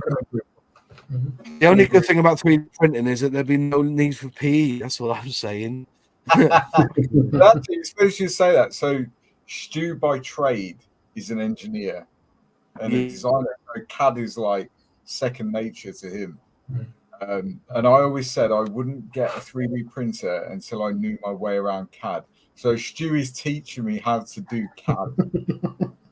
Literally, last Sunday, I built on CAD, like a square block with a tube on it, and it blew my fucking mind. I was like, this is amazing. If you can think it and you know how to use CAD, you can design it and you can print it. That's it there. It pays for itself after a while if you do stuff. Tons of stuff. Detail up parts. Look at all them nuts, bolts, and bloody. It's limitless. The possibilities are limitless. And like you said, I don't know where else as a hobby we can go, because if you can think it, we were talking about imagination. If you can imagine something and you can use CAD, you can design it and then you can print it all at home. Fuck, it's amazing. It's phenomenal. It really is. I'm not going to get into it because one, I haven't got the space, and two, it's the whole process of having to cure it. And I'm a big fan of Dave Harris and 3D Gizmo. I always spend 20 minutes talking to him and his wife and his children when I'm there. It was older girls. They're into a big style, and they are the most loveliest family you could meet. And just chat about, and that dingo that he done. If I had the 85 quid, I would have bought that. I said I couldn't. I was determined not to buy anything from Scale Model World, and then there was that Rockwell B1B for 50 quid. I had to buy that. I know, and I was like 50 quid done, because everywhere else I've been, they've been £100. Yeah. And they won't be tooling that one for a while because Dale told me they've still got it. The tooling for that Rockwell was so big, they couldn't even move it with the forklift in the warehouse at Margate. Wow. So it's not gone to India. But that Rockwell, I've been wanting to build a Rockwell for years, that B1B. And there was a guy that had it for 100 quid. Which I did an article on it as well, actually, about that. 100 quid. They're blaming, people blame Airfix for the price of kits. No, it's these charlatans at Scale Model Show to sell them at megabucks, And I understand that some kits are rare as rock and all shit. I understand that, But at the end of the day, it's still plastic And if it's over 20-year-old, those decals are going to be fucked. to be blunt, they're not. So, yeah, I definitely, I can't wait to get my hand on that one. And but that's the only reason, and that's why FX do it. They've released that Rotodyne because they were on eBay for 50-60 pound. Now you can get it for 20 quid with fresh decals. So yeah, it's a no-brainer. Yeah, it is a no-brainer. So where can scale modeling go? I think they've won. Who knows? I think they've won. I think one thing's for certain, and I've always said it. I am sick and fucking tired. The hobby's dying. No, it isn't. No, it isn't. Because if it was, all these, you've only got to look at new releases every month. Forget the kits. Forget the kits. Just the products alone. That these manufacturers are spending thousands and thousands in research and production and all. If there was no market for that, they wouldn't do it. They're a business like any other. If there was no demand, they wouldn't bother, would they? It's not dying. We're in the golden age. I think we've got everything we could possibly want. Yeah. I think there's golden age eras in scale modeling. I think there's eras. So, like I said, the era for Tamiya Extra Thin, that first 5 years. Do you know what I mean? Yeah. But then again, in my drawer, this one, in my drawer, I've still got some here. Is it in there? You go. Thin glue was been around way before Tamiya Extra Thin. Why people did. We used to use this stuff called Daywatts in the late 80s. Still got a bottle of it now. Is that actual liquid poly then? Wow. This is like 1980. We were using this stuff, and there was another make as well. Let's get cut out. There's another make as well. I'm trying to find it now, but they used to sell it at railway shows. Yeah. What was it called again?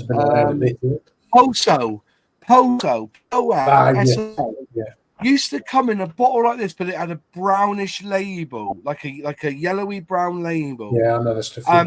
We were using that as model railway enthusiasts when we were building up our trucks. And so when they brought out, I'm going by memory here, so my memory might be a bit different to what other people remember. But when Tamiya said they're bringing out a liquid cement, it was like it was a game changer. But the Roddle railway enthusiast was using this sort of stuff way before. I think this has got MEK in it. I think this is the one that's got MEK in, which is it's not a good product anyway. But I live in it now and I can smell it. It's like a flower sort of fragrance, But yeah, I remember using this stuff many years ago before they brought out the Tamiya Extra. So I think there's the airbrush was a big thing. Yeah. If I haven't got it here now, but I've got the original art brush that we used to use, the magic pen. That I used to use back in the day. There's all sorts, mate, that we used to use as scale modelers, especially railway enthusiasts. But then, see, I don't trains don't do it for me no more. I've moved on from that. And most train modeling now is dioramas. That's it. You don't paint your wagons, do you? You buy it all pre-done for you, and then you just build the scenery around it. That's what, to me, a model railway enthusiast is now. I'm going to get kicked in the head for that, but I don't see many scale modelers now build their own rolling stock. It all comes pre-made, doesn't it? So given the choice, I do a fair bit of diorama or vignette type stuff. Given the choice, if there's a pre-made building or whatever that fits what I'm after, I'll absolutely go to that first before I would scratch build something. I think that was the thing. Airfix released a range of resin stuff like buildings and that. It never took off, which is a shame. But I Is think that the majority of talking about scale modelers. Herrick stuff? Sorry, say again. Talking about the Herrick stuff, the Afghan stuff. Yeah. Yeah. You know, the one that they got hammered for in the houses. This is why they're afraid of Yeah. doing anything now to do with a conflict. So that range, that Herrick range, was what got me into scale modeling. Was it? It really was. So I've been in the forces for a long time. I've been in Afghan multiple times. Blah blah blah. Yeah. Go on, mate.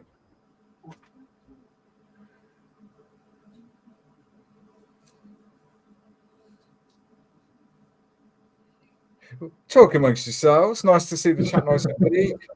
It is actually. If I could ask a favor for anyone that's in the chat and watching us, if you haven't already subscribed to the channel, liked the video, and done all that YouTube stuff, please do that. It costs you nothing, and it helps the channel out. So if you could do that, that would be marvelous. Yeah. So that Herrick range, Maz. So I've left the forces. I've been out of the forces for about 5 years, just under 5 years, and I was a bored civilian. I was so bored. I didn't know what to do with my time. And I went into hobbycraft, just bored one day, walking around the retail park. And I went into hobbycraft, and they got the Snatch Land Rover from that Herrick range, but they did it as like a gift set. So you got a couple of brushes, the Humboldt paints. That was the first model I ever built. And then it all went from there. And I ended up building the whole range, including the helicopters. I'd love that. I know they won't, but I'd love them to re-release that range. I think it's in that pipeline. You know, so I don't know what ethics are doing year on year. You know, I get impressions. So I'm a pretty good judge. Like I said, you know, and I've mentioned it before. It never sold well. So like the submarines.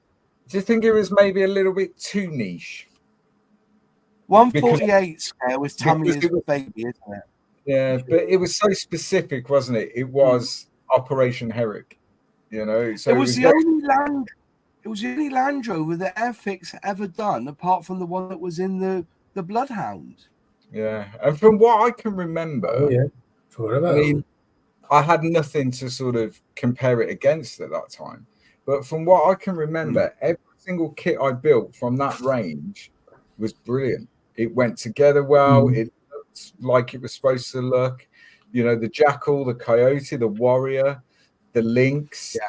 It was great. So whether they could perhaps re-release it, because obviously Op Herrick is finished, and maybe put British Army Land Rover Snatch. Yeah. And then you can choose whether you do the sand colored version. Because when we first went back, we were driving around in Snatch Land Rovers that had been shipped over from Belfast. They were still green. They still had the confidential helpline printed on. It doesn't matter. I've mentioned it before, you know, and I was told that it never sold that well. And you could pick up the diorama buildings and stuff quite cheap. You know, when I they did the figures with them as well.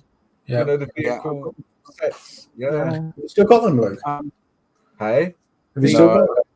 No, an ex of mine stamped on them all. I had them all on the shelf, the whole range, all finished, all the figures, everything. She goes 20 quid's worth of improvements on them. Yeah. Calling me a nerd. I was just going to say, the Land Rover, you know, if you look at Airfix's history, and I said 2 years ago before they announced it, they need to bring out a Land Rover. The only one that they had originally which is the one being built now, the Bloodhound one at 176. All the other ones were hella toolings. And then there's the one and I did a video on it. The Herrick was the only one with the Land, but you wouldn't build that as a standalone civilian Land Rover. You couldn't, could you? Because of the way it was built. I think you had to. Stuff on it. You couldn't do it as a civilian one, but the chassis and everything is the same. So it would only be sort of the cab and the back load carrying you want to call it. I guess they could design. You know, wasn't it AK that have just released the 35th scale range of apparently, well, I won't buy AK anyway, just out of principle. But I've not found a product that I can't buy elsewhere from AK. They ruined it for me.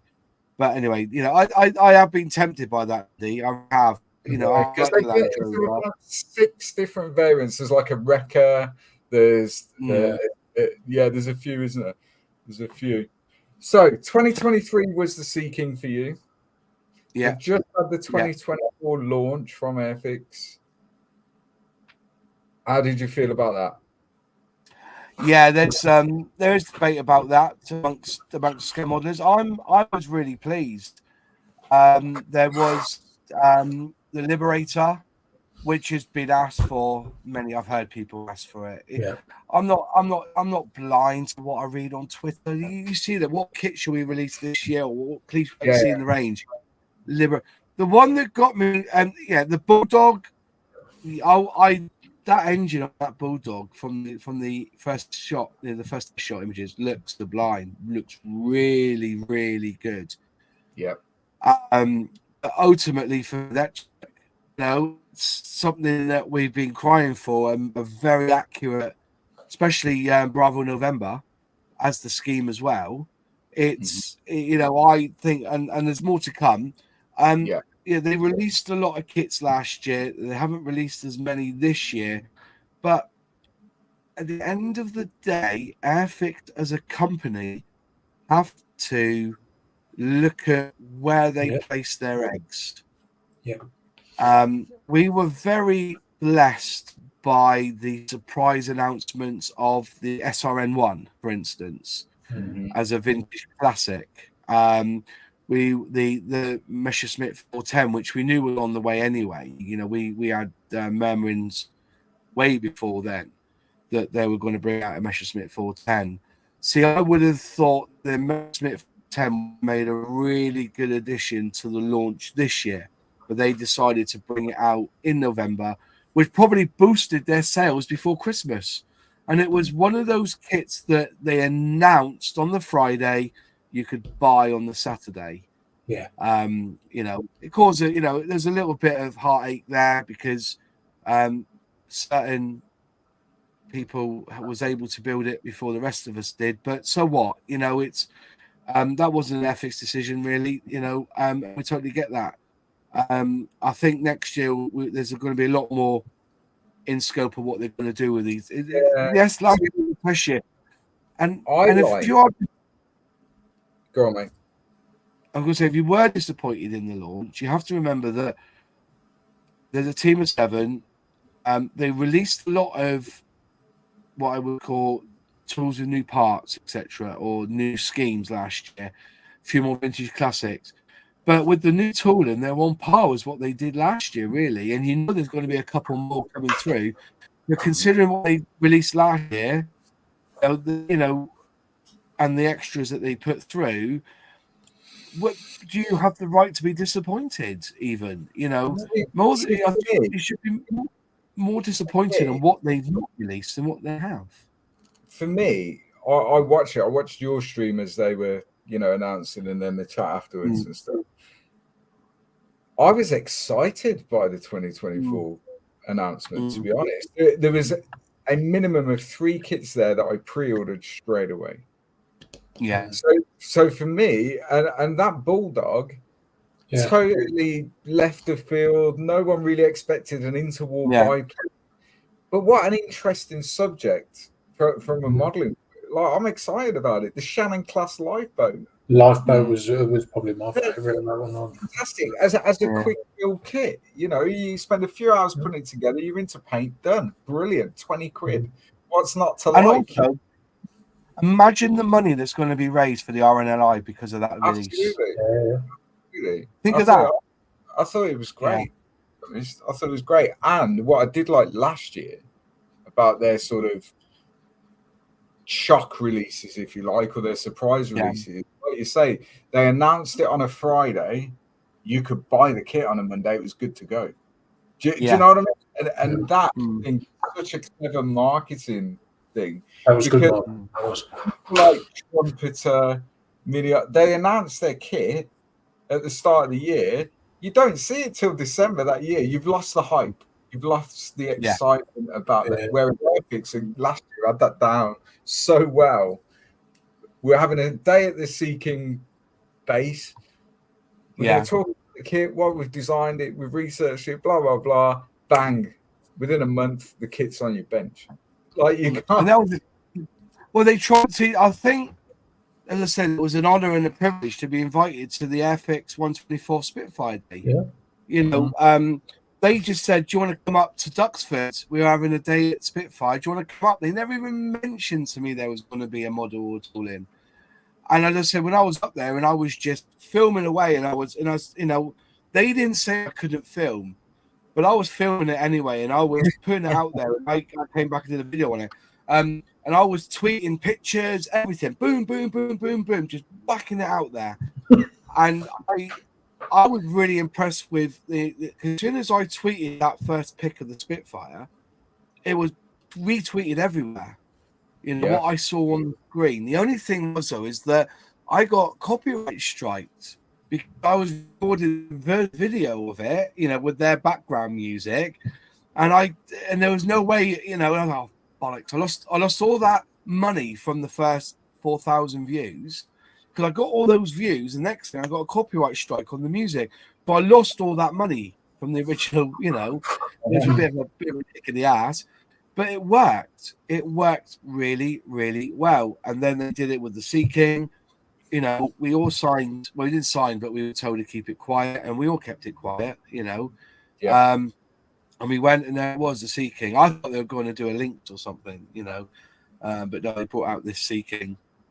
It was fantastic. And then within 6 weeks, we had it on the bench. But they had paid a lot of money to get those kits for us on the Creator Day. Or I should say, it shouldn't be called a Creator Day. It was FX Press Day, they call it, which I think is better. They shipped them over from India, which would have cost them a bit of money, you know. And then they all gave us one each. I nearly got two. I went round twice. They all told me another one. I went, Moz, wait, come back, you know. But even their marketing is fabulous. Yeah, I think it's bang on. I think they've got it right, definitely. So I'm going to ask Mars one more question. While I'm doing that, if anyone in the chat has a question for Mars, then post it in the chat. Just put a question mark in front of it or something so we know it's a question, and we'll put it to Mars. So my question is, Mars, forget money. Money's no object. I think I already know the answer, but forget money. Money's no object. Forget licensing and anything like that. You can go to any manufacturer in the world and get them to tool brand new, any subject in any scale, just for you. What would it be? And who would you manufacture? Who would you manufacture? I think I've got the confidence that Airfix could do a pretty good job with the Bearcat. They've never released one. There you go. What scale? I've built them.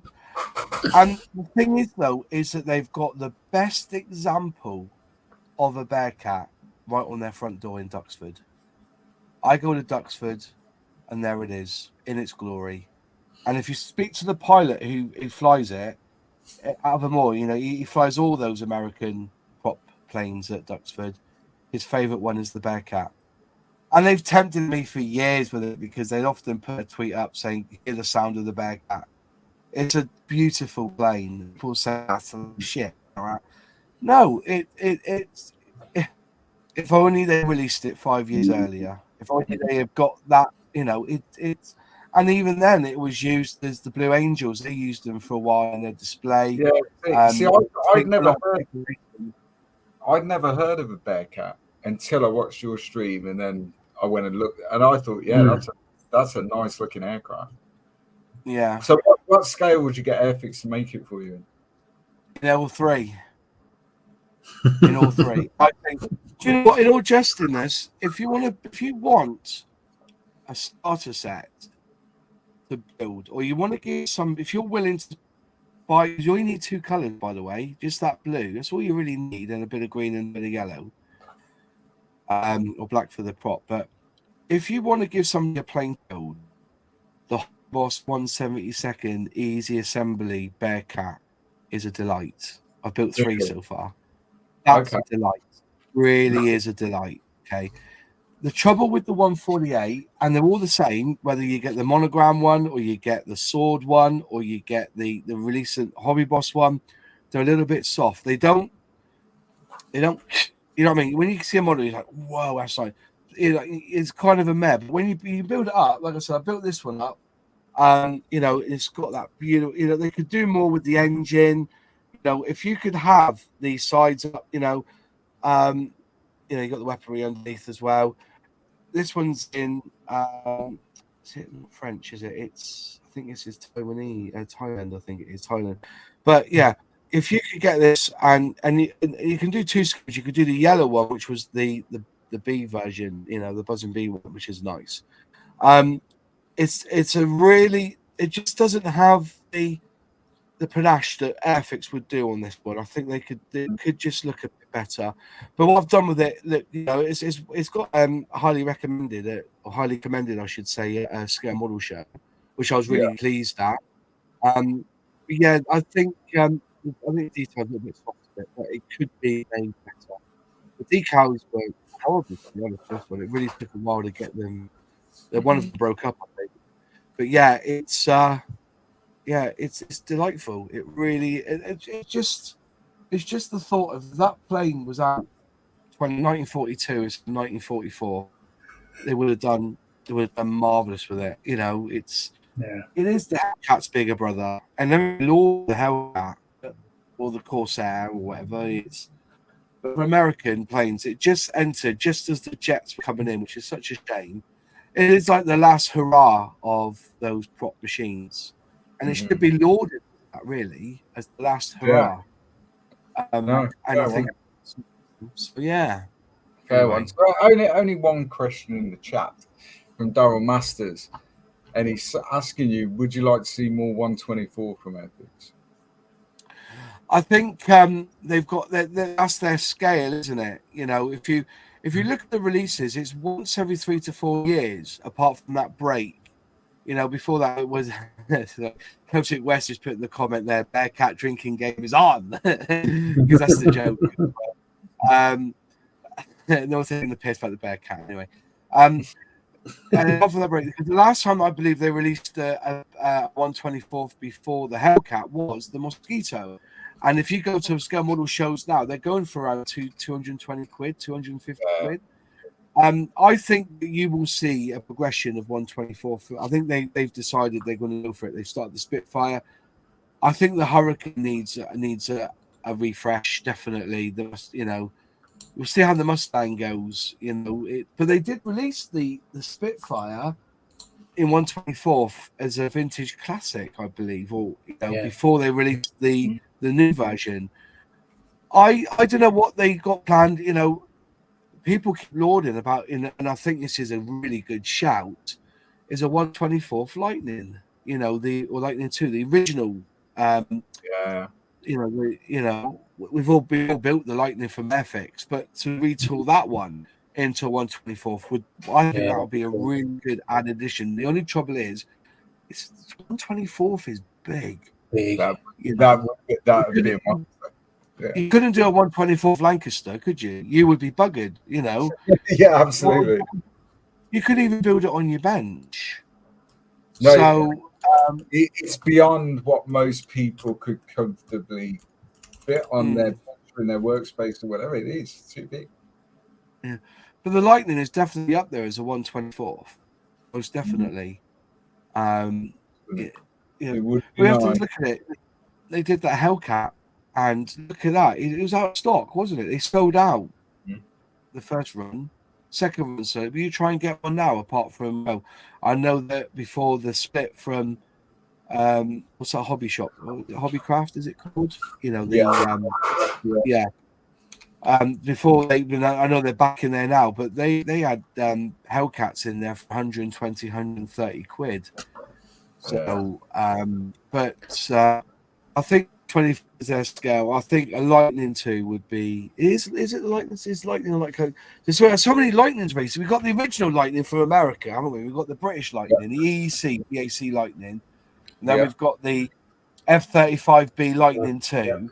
So that first, the BAC or the EE Lightning, and I've done a patch for that as well. So when people, people wanted to build one, they would have got a patch, and because the latest challenge was the Concorde, which is definitely need to, and I wouldn't put it. Actually. I wouldn't put it past Airfix to. Oh, that's a good shout, Jason. The Tempest at 124. That's a good shout. Yeah. I wouldn't put it past them to build us a 144, but they haven't released a 144 for a very long time. No. It's 144, and with that Concorde the Lego Concorde release, they made a fortune. Well, you've seen the size of the box. Yeah. That's it. that Lego Concorde, and it wasn't cheap. And I think we've got to remember we're British and people we get woke at because we're proud of our heritage.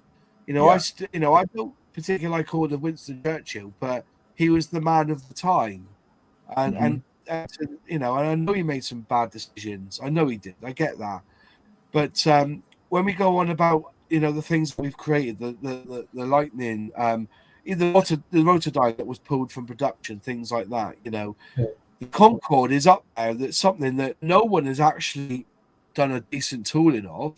The Revel one's garbage. The Hello 172 one will make you cry. The only really good one at the moment, is 144 from Airfix, but it's inaccurate and it's showing its age, and that's where Vintage Classic comes in.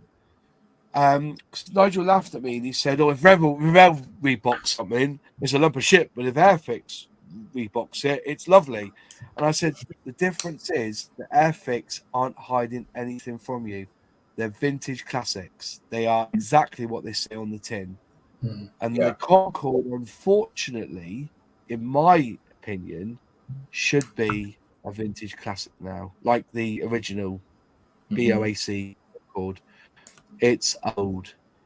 But and they sell it as a gift set for 35 quid. It's all right. I built it. I was really happy with mine, but I think they missed a trick. And I think after the success of this Concorde, watch his space, because if Airfix don't do the Concorde, somebody else will. And I think Airfix realise and jump in. The Revell one's crap. Johnny asks, "Is there any subject that you just will not build?" Good question. Ships. Like cut a ship and thing. I've got Western here, and I'm still bricking it. Whether to build it or not, I just don't do ships. I don't do ships, and I don't really do anything like wargaming vehicles or anything like that. It's not, fantasy wargaming. And that's really it. I don't think I build train stuff either. I've gone past that stage. Mostly, I like a bit of armor. I like the simple stuff that I can film and then put up on my channel. That's where I'm at. And that's not. It's not an easy thing to do, is it? To film a build, it's not an easy thing to do. I'm quite bad actually. I've not filmed a build for a while because I built the Bearcat, I built the Zero off camera, and realised how lovely it is. And not to build something without worrying about the shot, making sure it's in not fuzzy, it's in focus. Then having to write a script for it and talk over it, and edit it down. This is why I built the Pucker Lamborghini the live stream, because I thought, if this is going to take me day after, imagine editing. Every time I was doing between 4 and 6 hour days on it, imagine editing it that down to something that's 30 minutes. So I just thought, bollocks, I will do a live stream of me doing it, and if it doesn't get evergreen views, that's fine. When I'm on there, I'll build it, and then you can see all the mistakes I made. Like, a lot of us YouTubers, if you make a mistake, we edit it out. You know what I Absolutely. mean? So, Absolutely. Yeah. That's right. you know, there's nothing I would. There's nowhere to hide if you're live, is there? Nowhere to hide. No, but that Pocket build has been tough. Yeah. See, it's an awesome looking thing, though. It is. Oh yeah, I've got the bonnet now, so I've got to finish it. I've got to do a live stream to finish it. But it wasn't. A nice looking thing, It but it is, wasn't easy. I remember watching you building it and commenting and saying that it's not an easy kit, is it? It's not an easy build. I don't get why I was talking to somebody who builds Pocket and actually does them properly, actually spray them all up inside and everything. Yeah. So you should be able to build this out the box. That's the idea of him at the bottom done. And he said he spent the first 2 days just tapping all of the metal holes for the screws. And you imagine you're doing, was it one turn, half a turn back, one turn, half a turn back? You're doing that on every single, and he was going through it meticulously. And it is, and you've got like 20 sprues, and when you finish it and things like you're building something from sprue B, and it isn't until like 3/4 of the way through you're taking that little small part off. It's been there all that time, but you can't cut it off because you need that sprue. But in the corner there, I've got 13, 14 empty sprues now with stuff. It's a lot of wastage. And the price, I can't justify 700 or 1,200 quid actually. Will I ever buy one? I don't think I'd ever would buy one, but they're wanting people to buy them, obviously. But it's. I think the difference is if you're because they marked it. What did they say? 20 hours, Moz, from start to finish. You should be able to build it in 20 hours. Was that what they quoted? 20 hours, they said. Out of the so they're marketing it as that, aren't they? So someone drops 500 quid on it because they like the car. They're not necessarily a modeler. They want to build that car. So they spend 1,200 quid. They buy it because it says you can build it out of the box, 20 odd hours, done. Then they start, and you can't do that. Whereas if you spend 600-700 quid on a model factory hero kit, they're absolutely saying that you can't build it in 20 hours and it's going to take they tell you that. Yeah. So there's the difference. It's almost misleading people who aren't modelers for the price of 1,200 quid that you can build this model in 20 hours. Literally, you can't. And you prove that on a live stream. You can't. It's a beautiful thing, but you can't do it in 20 hours. And bearing in mind, you're an experienced modeler. So someone who's got World of Wayne put it correctly. You could probably build it in 20 hours, but it's taking you 20 hours to find the sprue that you want. Like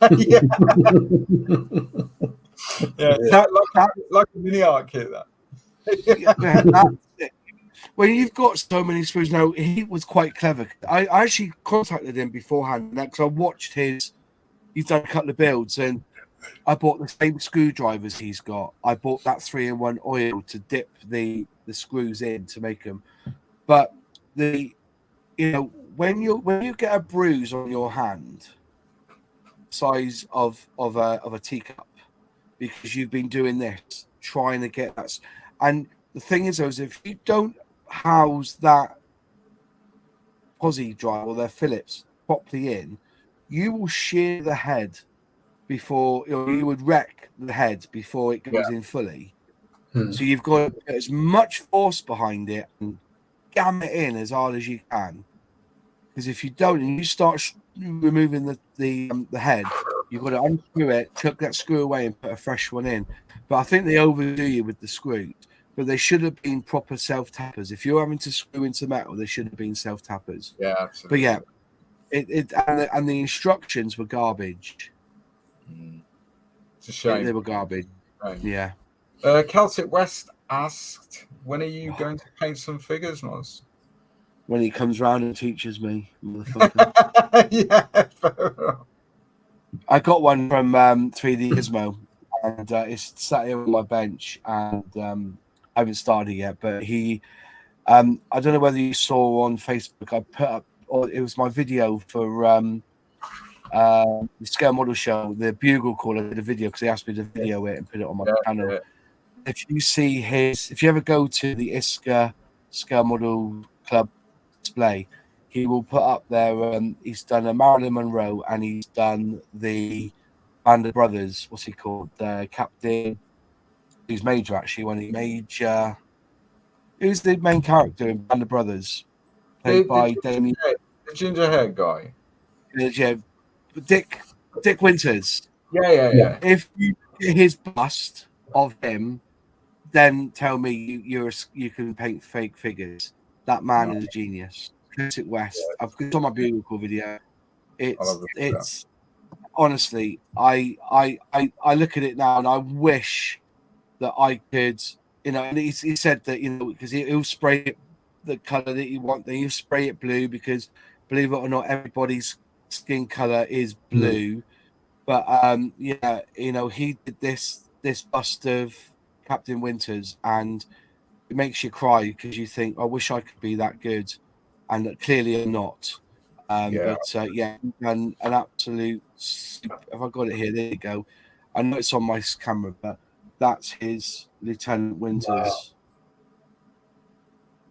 That's his the captain or Major Winters, whatever it is. I think it was Lieutenant first, but the actual the way it looks, it honestly, and he said when I'm going to start painting figures, I've got a lot to learn from that man, Celtic West. He's one of the chaps I've given that Outlaw paint to, and he's loving it. So,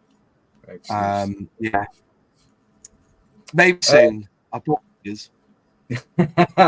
Daryl's asking, behind you, Moss, looks like all the chaos. Do you find you have too many tools, etc., or once a year you need something and you got it?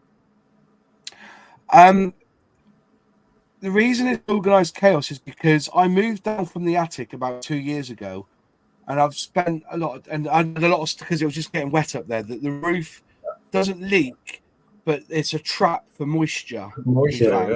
Yeah. Because there's no vents in that loft. So when I got it all floored out, I spent a lot of money up there, by the way. We had to put vents in. So one winter I had to bring it all down here, and it's taken me 2 years. I have done a video of my workbench because I invested nearly £300 worth of money into this hobby zone stuff behind the pavement. It's not quite there yet. I need to put another layer because I realised that even if I've got all these drawers, because it's compact, I've got to move stuff to get the drawers out to get the stuff I need. So I've got to work around it. It is a bit. This here's a bit untidy because that's where everything that gets sent to me, I just chuck it under there. Then I get it out and ready. But it is organised chaos. If you look above, I don't know if you can see. If I can just lift my camera up a little bit, up there and all around there is everything that I ever need, like all my tools. Yeah. I've been attic full of models. I've got all my reference materials. I've got every single Airfix book. Anything that's been printed with the word Airfix on is there and above. Everything that I ever, everything made by Airfix is up there. Or my armor reference material, or my World War II. I've got the complete volume set of all the bomber, the 1939 to 1946, all the bomb runs. I've got the complete volume set of every single death. Or capture or plane that went out and didn't come back, sort of thing. Things like that. I've got, that's the way it is. It's just, it is organized chaos, but I know everything is. And when it comes to tools, I'm not one for buying models anymore, in the sense of I'll buy that. When I go to model shows, you'll see me buying a bottle of Brush Magic, brushes, knives. Like I said, I love these Nielsen knives. They are the best knives. If I see them for sale, I'll pick them up in the worry that they won't ever sell them again. And any gimmicks, any tools that are gimmicks, I buy as well. Yeah. I'm a tool. Yeah. That box there is full of tools I probably either never used or used once. Yeah, absolutely. Yeah. We all do. Yeah. I was looking at a Kickstarter earlier for a. They call it like a supersonic craft knife. Yeah, so I've seen how it does that. It vibrates like 3,000 1,000 times a second, and they reckon it's like a knife through butter, and it never blunts. I was like, "Ooh!" Was it ultrasonic or? Ultrasonic, Yeah, you put the blade in it. But it's got these ceramic blades now. Yeah, that's it. Yeah, you can buy. I've got one. I've never used it. I'm afraid of it. yeah. I've got a set of glass files. Yeah. Thing like 18 months ago, glass files. Never use them because I don't want to break them. I'm the same. I've got a set here. I use them once and once. To be fair, they're not bad. It's just that I always go back to breaking them. Yeah. Oh, it's madness. And I like making stuff as well. Like I like looking for my own solution. So this here is a Tamiya jar with brush magic in. Well, there was that, but brush magic. Here it is with this stuff. I showed the brush magic guys this. Now, what I did, I bought a piece of corrugated metal, so like mesh at the bottom. Okay, yeah. Now, I promise you, that is the best brush cleaner you will ever. If yours heavy sticker, brush magic in there. All you do is wipe the brush on that mesh bit, and your brush will come up clean because it uses the mesh to agitate the paint off, and the brush magic removes it. So I do a lot of this sort of stuff. I'll find things that would help me in my scale modeling, and I do a video on, hoping that it will help somebody else. But you can see it's got the mesh in the bottom there. You just rub it with your paintbrush. But that's one of the best cases. And also, I was this was another good one, was the brush rinser. Where was it here? Which I got from Green World. You know, you put your water in. You put the water in, and then you press that button, and it comes clean again. Such a clever device. I don't think I even used it. Yeah, I've got one. I think I've used it twice. I've had it for 4 years. One thing I did do, I bought this off Temu, was a soap dispenser, and I use that. I put IPL on it, do not fucking drink, right? Because that is brilliant for, when you want to put some IPA on you got a bit of paint. I use that, and if I want to put IPA on my mat, I use that to, dispense IPA. That's been a good little thing that I've used, Right. Yeah. But it is organised chaos. It really is. But I know everything is. The thing is, I mean, Stu's behind Stu looks immaculate. To be fair, yeah. Behind me looks fairly tidy, but if you go that way, it's an absolute. There's boxes, bubble wrap, and all sorts. That's it. Yeah. See, that is a pile of models that I've yet to go through and sort out. That's like I've been sent those models to go through and have a look at. Okay. Yeah. People are very, very generous, and they say, I had a phone call last week and said, look, family relatives died, have these models, do what you want with them, sell them, but we just want them into another scale modeler's hands. And that's what I've tended to do. But buying, new release from Epic, my credit card gets hammered every January. But other than that, I've just carried on with the tools that I've got, the airbrushing. I've got gallery airbrushes. That's what I'm going to show you. This was my original airbrush. Okay. Called the Magic Marker by Super 63 airbrush by DeVilbiss. Maybe some people here will remember it. This was one of the first airbrushes that we had back in the 80s, 90s. Wow, look at that. So, yeah. And this isn't my original one. I've had to buy this, but I never used it. We saw it, used it once, but the paint was never any good to go through it. I think the paint, I think the airbrushes have always been very good. I just think the paint hasn't been very good. Last question then, Moss, from Midlife Chaos. Did you ever get your Lambo boot fixed? On the Lamborghini? Yeah, Lamborghini. I got that. Yeah, I saw that's all pretty together. It's just doing the front end needs the bonnet. The bonnet came, and I can't remember damaging it, right? But 1 minute it was you can see that a bloody chip of the But they've sent me another one now to use, so I've got that hidden away carefully. Yeah, these if you tap them, the paint will come off. As I've realised, because I saw it on camera. I can't remember if I damaged it or it came damaged, but I looked and I didn't see it. And then all of a sudden it was on camera, and I was really. The other bit is I've bought some because I scratched the paint putting that part in, because the way they showed you they don't show you, they show you where it goes in extra view, tell you which all. So when I put the bits in for the back end of the bonnet, or the back end where the engine is, it wouldn't fit on because I'd already attached these parts with super glue, so I had to break them off. And because you have PE underneath, when you pushed it in, it scratched it. So I bought some carbon fiber sheet from Tamiya, and what I'll do is I'll put that over where the petrol cap is. So that was a disappointment, scratching that. But yeah, it was a tough build. That I said I've got it all there now to finish, and I just haven't really got the oomph to like set the camera going at 9 o'clock in the morning and carry on building it till I've finished. And that's disappointing, really. It's like I've got so far and I just can't seem to get over the line. Yeah, to get over the finish line with it. Absolutely. Yeah, real shame. Well, any questions from you, Stu, before we let this good man go? Well, no, because I had quite a few that I did want to ask, but you've sort of asked them already. So have I? That's good. Oh no, Luke's asked most. You've answered most of them. For sure, Luke. Yeah, it's always my fault. Learned quite a bit about MOS. I don't think there's many things you haven't had a go at, really, is there? DJ and magic models.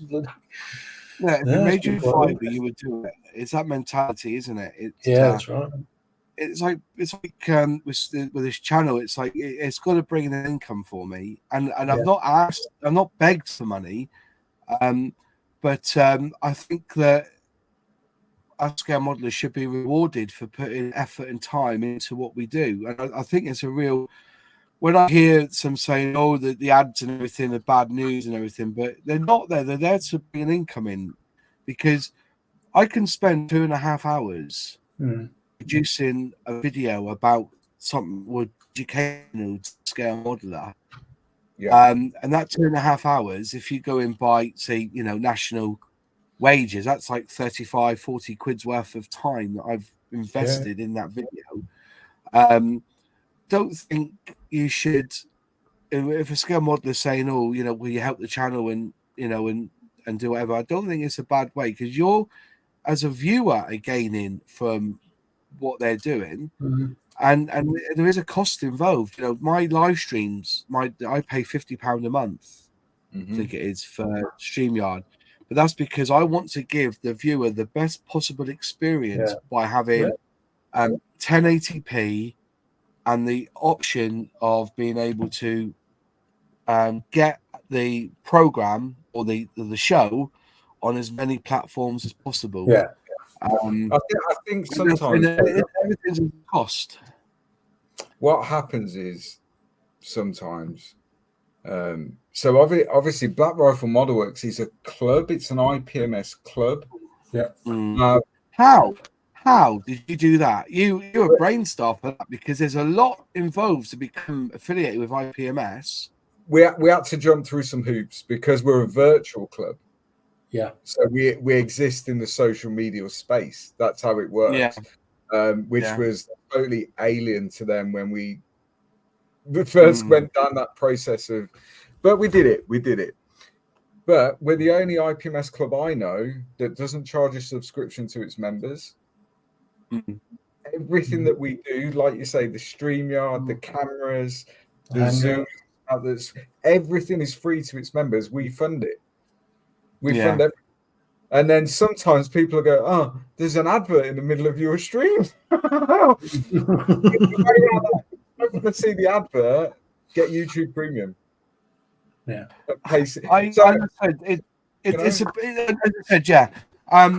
costs a lot of money to run a YouTube channel. The only thing I will say is I am invested in my community, in the sense of that I like to give back. So if somebody becomes a channel member, they will get the zines, because I've produced a couple of zines as well, haven't I? Which I've got, they should be in the post to you now, actually. I've produced a couple of zines that people really like. I write these little zines. and they get the stickers, they get the limited edition, which is one of my favorites I've ever done. Was don't blame the kit, always dry fit, because I saw a lot of YouTubers blame the kit when obviously they haven't cleaned the fucking part up. I saw a lot of that in the beginning. Or the best I've seen, they put the part the wrong way round and they glued it in, and then about 4 steps down they realized they put the seating backwards. I've seen a lot of that. You've got to dry fit. That's the whole thing about that. If there's one piece of advice I can give to any scale modeler, Yod or Ang, been doing it for years or just starting, always dry fit. Don't just assume glue and boom, it's going to work. It isn't. Well, that's one of my favorite stickers. I give out quite a lot. Very good sticker, and I do sell a lot of my kits that I've bought over the years, but there are I call kits that I've received for free that I would give away for free. So if somebody comes on my channel, never built a scale model, just saying hi, how do I get the scale modeling? I offer to send them a starter set with a contactor, because somebody gave me 100 bottles of Revell contactor needle glue. I send them one of them, and I also buy the sprue cutters from Temu, which are these ones here. I always send them a set of these, because I've got you can buy these up to £2 on Temu, and so somebody gets a starter set from me free of charge if they say, well, I've never done scale modeling before, or somebody says, oh, we like to get in scale modeling, but I can't afford it. I will send them a couple of kits and bits of these. So that's part of my way. But everything just costs money, doesn't it? So hopefully that people, when they see a video of mine, they get good quality. They get a good quality camera, viewers, good audio, and I do fuck up sometimes. I get things wrong, but I'm the first one. I don't remove comments that are aimed at me. I let people see them for what people are. The only time I've removed comments or deleted comments are the ones that involve racism, bigotry, xenophobia. I don't have any of that on the channel. But if somebody has a go at me because I bite my nails, I'll leave it up there for people to see. Yeah, I do bite my nails, but I've been doing it since I was a child. It's for me, it's a comfort. I bite my nails because I get nervous, anxiety, and all that. And that's why. But if you're focusing on that, I've got my nails are a bit bitten, then what the fuck are you doing watching my channel? Absolutely. When people say the best comment I've ever gotten on a video. Bear in mind the channel itself. This was a few years ago now, before we had the Facebook group. The channel's always been called Black Rifle Model Works. Always. So in my old house where I lived, behind me, so where that sort of door is now and stuff, was a wall. And on the wall behind me, and it's here, it's in front of me now, is this, which is very dusty. But it's basically, this was orange. I bought it at B&M. It was a water pistol. So where the sight is on the top was like a big tank that you put the water in. It was fluorescent orange with a tube. I cut the tank off, scratch built a sight unit, sprayed it black and put it on the wall. It's a water pistol. And someone left massive long essay comments on a video saying that I was encouraging gun crime. I was the fact that I was promoting fire. I was like, you're watching a channel called Black Rifle Models. But that's the internet for you. That's the internet. It is. But if that's, when people say, oh, I don't like the music, I turned off. Really? I do catalog videos. I do catalog videos, and I did the Air Force one this week. And I film it page by page. I flick through. I've done loads of them. I've got the original OG FX first edition catalog in my, obviously because I'm an FX collector, in my collection. And the guy said, didn't like the music. And I said, is that all you really got from this video? Is that it? That you didn't like the music? But then again, if they leave a comment like that, you can leave it up because it's still engagement. It's like when people dislike my videos. Every video I put up, I get one like. Within the first 100 views, somebody disliked it. It's got to be one person who's sitting there in his yellow license who I've offended somewhere along the line by saying a comment that the Corsair's a shit plane. But every time I hear him away, he was just there, you know.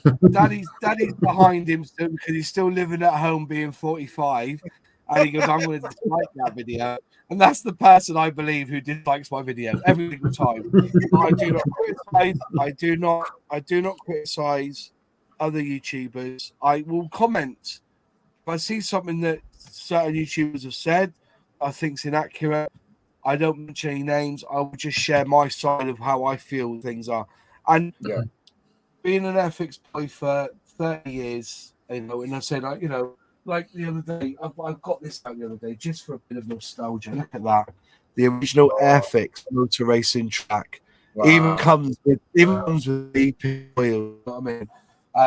I got it out the other day and it doesn't work anymore. Unfortunately, I've got to get it repaired. I've left it out to get it repaired. That's what I've done. I've got someone to have a look at the transformer for me. But I am protective of Airfix, but that's because when you're in the circle, you get to understand the mentality of what Airfix are doing. You have to understand that they're just not a brand. They are under an umbrella. And what Airfix have to do is stay within the parameters that are set for Hornby as a company. Now, I believe that certain people have left Hornby. There may be other things in play. The CEO apparently is brilliant. Worx setup is brilliant. I'm not too sure about the buying of the War Games company, but there must be something in that for them to buy that company. Was it Warlord? They've just bought a 25% stake in. Yeah. So, you know, there's something in there. But I really, you know, and to me personally, I think wargaming's on its ass because with the launch of 3D printing, there's nothing you can't 3D print yourself. Whereas with scale modeling, I think it takes a little bit more than just doing it on a scale on a printer. Firstly, 3D printing stuff is heavy. If you think about it, when you print stuff, it's very heavy, isn't it? Whereas a normal injection molded piece is quite light, isn't it? This is how I'm taking it. So if you're producing a plane 3D molded or 3D printed, are you going to be able to have the undercarriage to hold that sort of weight? Do you see what I mean? That's what I would say. I think 3D print is, and I've done 3D print. Well, I tried it with that Humbrol, but it always seems a bit more heavier than normal things. So I know I say, but it's the Airfix have a way. Like I said, if you actually involve yourself and listen to, if you see somebody have an Airfix representative on their channel, go and watch them and listen to what Airfix are saying because they let out a lot more information than you expect. And because I'm a hornet for that, I listen in. I'm zooming and buzzing, listen to what they say. So when you hear the story about the Ferret Scout not being quite accurate at the back end, they tell you in a video somewhere reason why. And the biggest thing I've ever realized from Airfix, from a designer's point of view, you've got to remember this: a designer for Airfix never finishes a product. Think of that. Think of that for a minute. When you design a model kit, all you're designing is the canvas. It's for us then to bring that to life. And that's the joy of being a designer for Airfix. Now, it's a realization. But Chris said on a couple of occasions in the videos, he said the joy for me when I built that 124th Spitfire was that I don't actually finish the product. I don't produce a product that's finished in its colors. That's for the scale model. And when I see it complete with the paint and what they've done with it, weathering, that's when it comes to life. But people miss it. And that's why, sometimes it's up for us. I like to think that some of the designers put things in that we have to repair or have to do something a little bit different with so that you don't get the same model each time. Yeah. I think that's a valid point because it's they don't finish it, do they? They'll give us a canvas and we finish it. Yeah. Like I said, and that's a weird thought for a designer. If you think about what a designer does, he will design, say for instance, say like one of those We'll design it. He'll make sure it's all nice. We'll cut, make sure it's chrome, make sure the blade's sharp, and we'll sell that for 15 quid. Boom. That's it. It's a complete thing. But when a designer designs any scale model for us, they don't have any say in what it looks like at the end. They leave that up for us. So that's very very profound, Ross. But it's true. It's 100% true. It was profound for me when I first heard it 2 years ago, and I keep saying that to people. Remember, it's it's a wonderful thing, scale modeling, and you've got to get into the mindset. Why is that not quite right on a model? Because it's plastic. The designers have had to compromise. It's a real thing. Compromise is a real thing. And the other word for compromise is tolerate. And that's one thing that lacks in scale modeling, is that we're not very tolerant. If we don't think something's right, we're not tolerant. We think about the worst. Be tolerant on what you get. There's compromised because of the materials and also what they can do. People say, well, why do they put Dunlop on the side of the tires? Well, that's an added cost. If you want to spend 35 quid on a model because they've had to pay Dunlop to have their name on the side of a tire, or would you rather pay £32.99 without it? It's these little things that compromise and tolerance is what's needed. When you look at a scale model, just remember that there's a designer there who's put a lot of heart and soul and blood in that to tolerate on the design choices he's made. Yeah, couldn't agree more. Right, I think we're done. We've been done 2.5 hours. But Moss, from us, thank you very, very much for taking. That's really good. Really appreciate it. I've learned a lot. I've learned a lot about you. I didn't know you were a magician for a start. There we go. Thank you, everyone who's tuned in and watched. Everyone in chat that's commented, asked the question. Don't forget, all the links to Moss's social media, his Instagram, YouTube chat, everything's in the description of this video.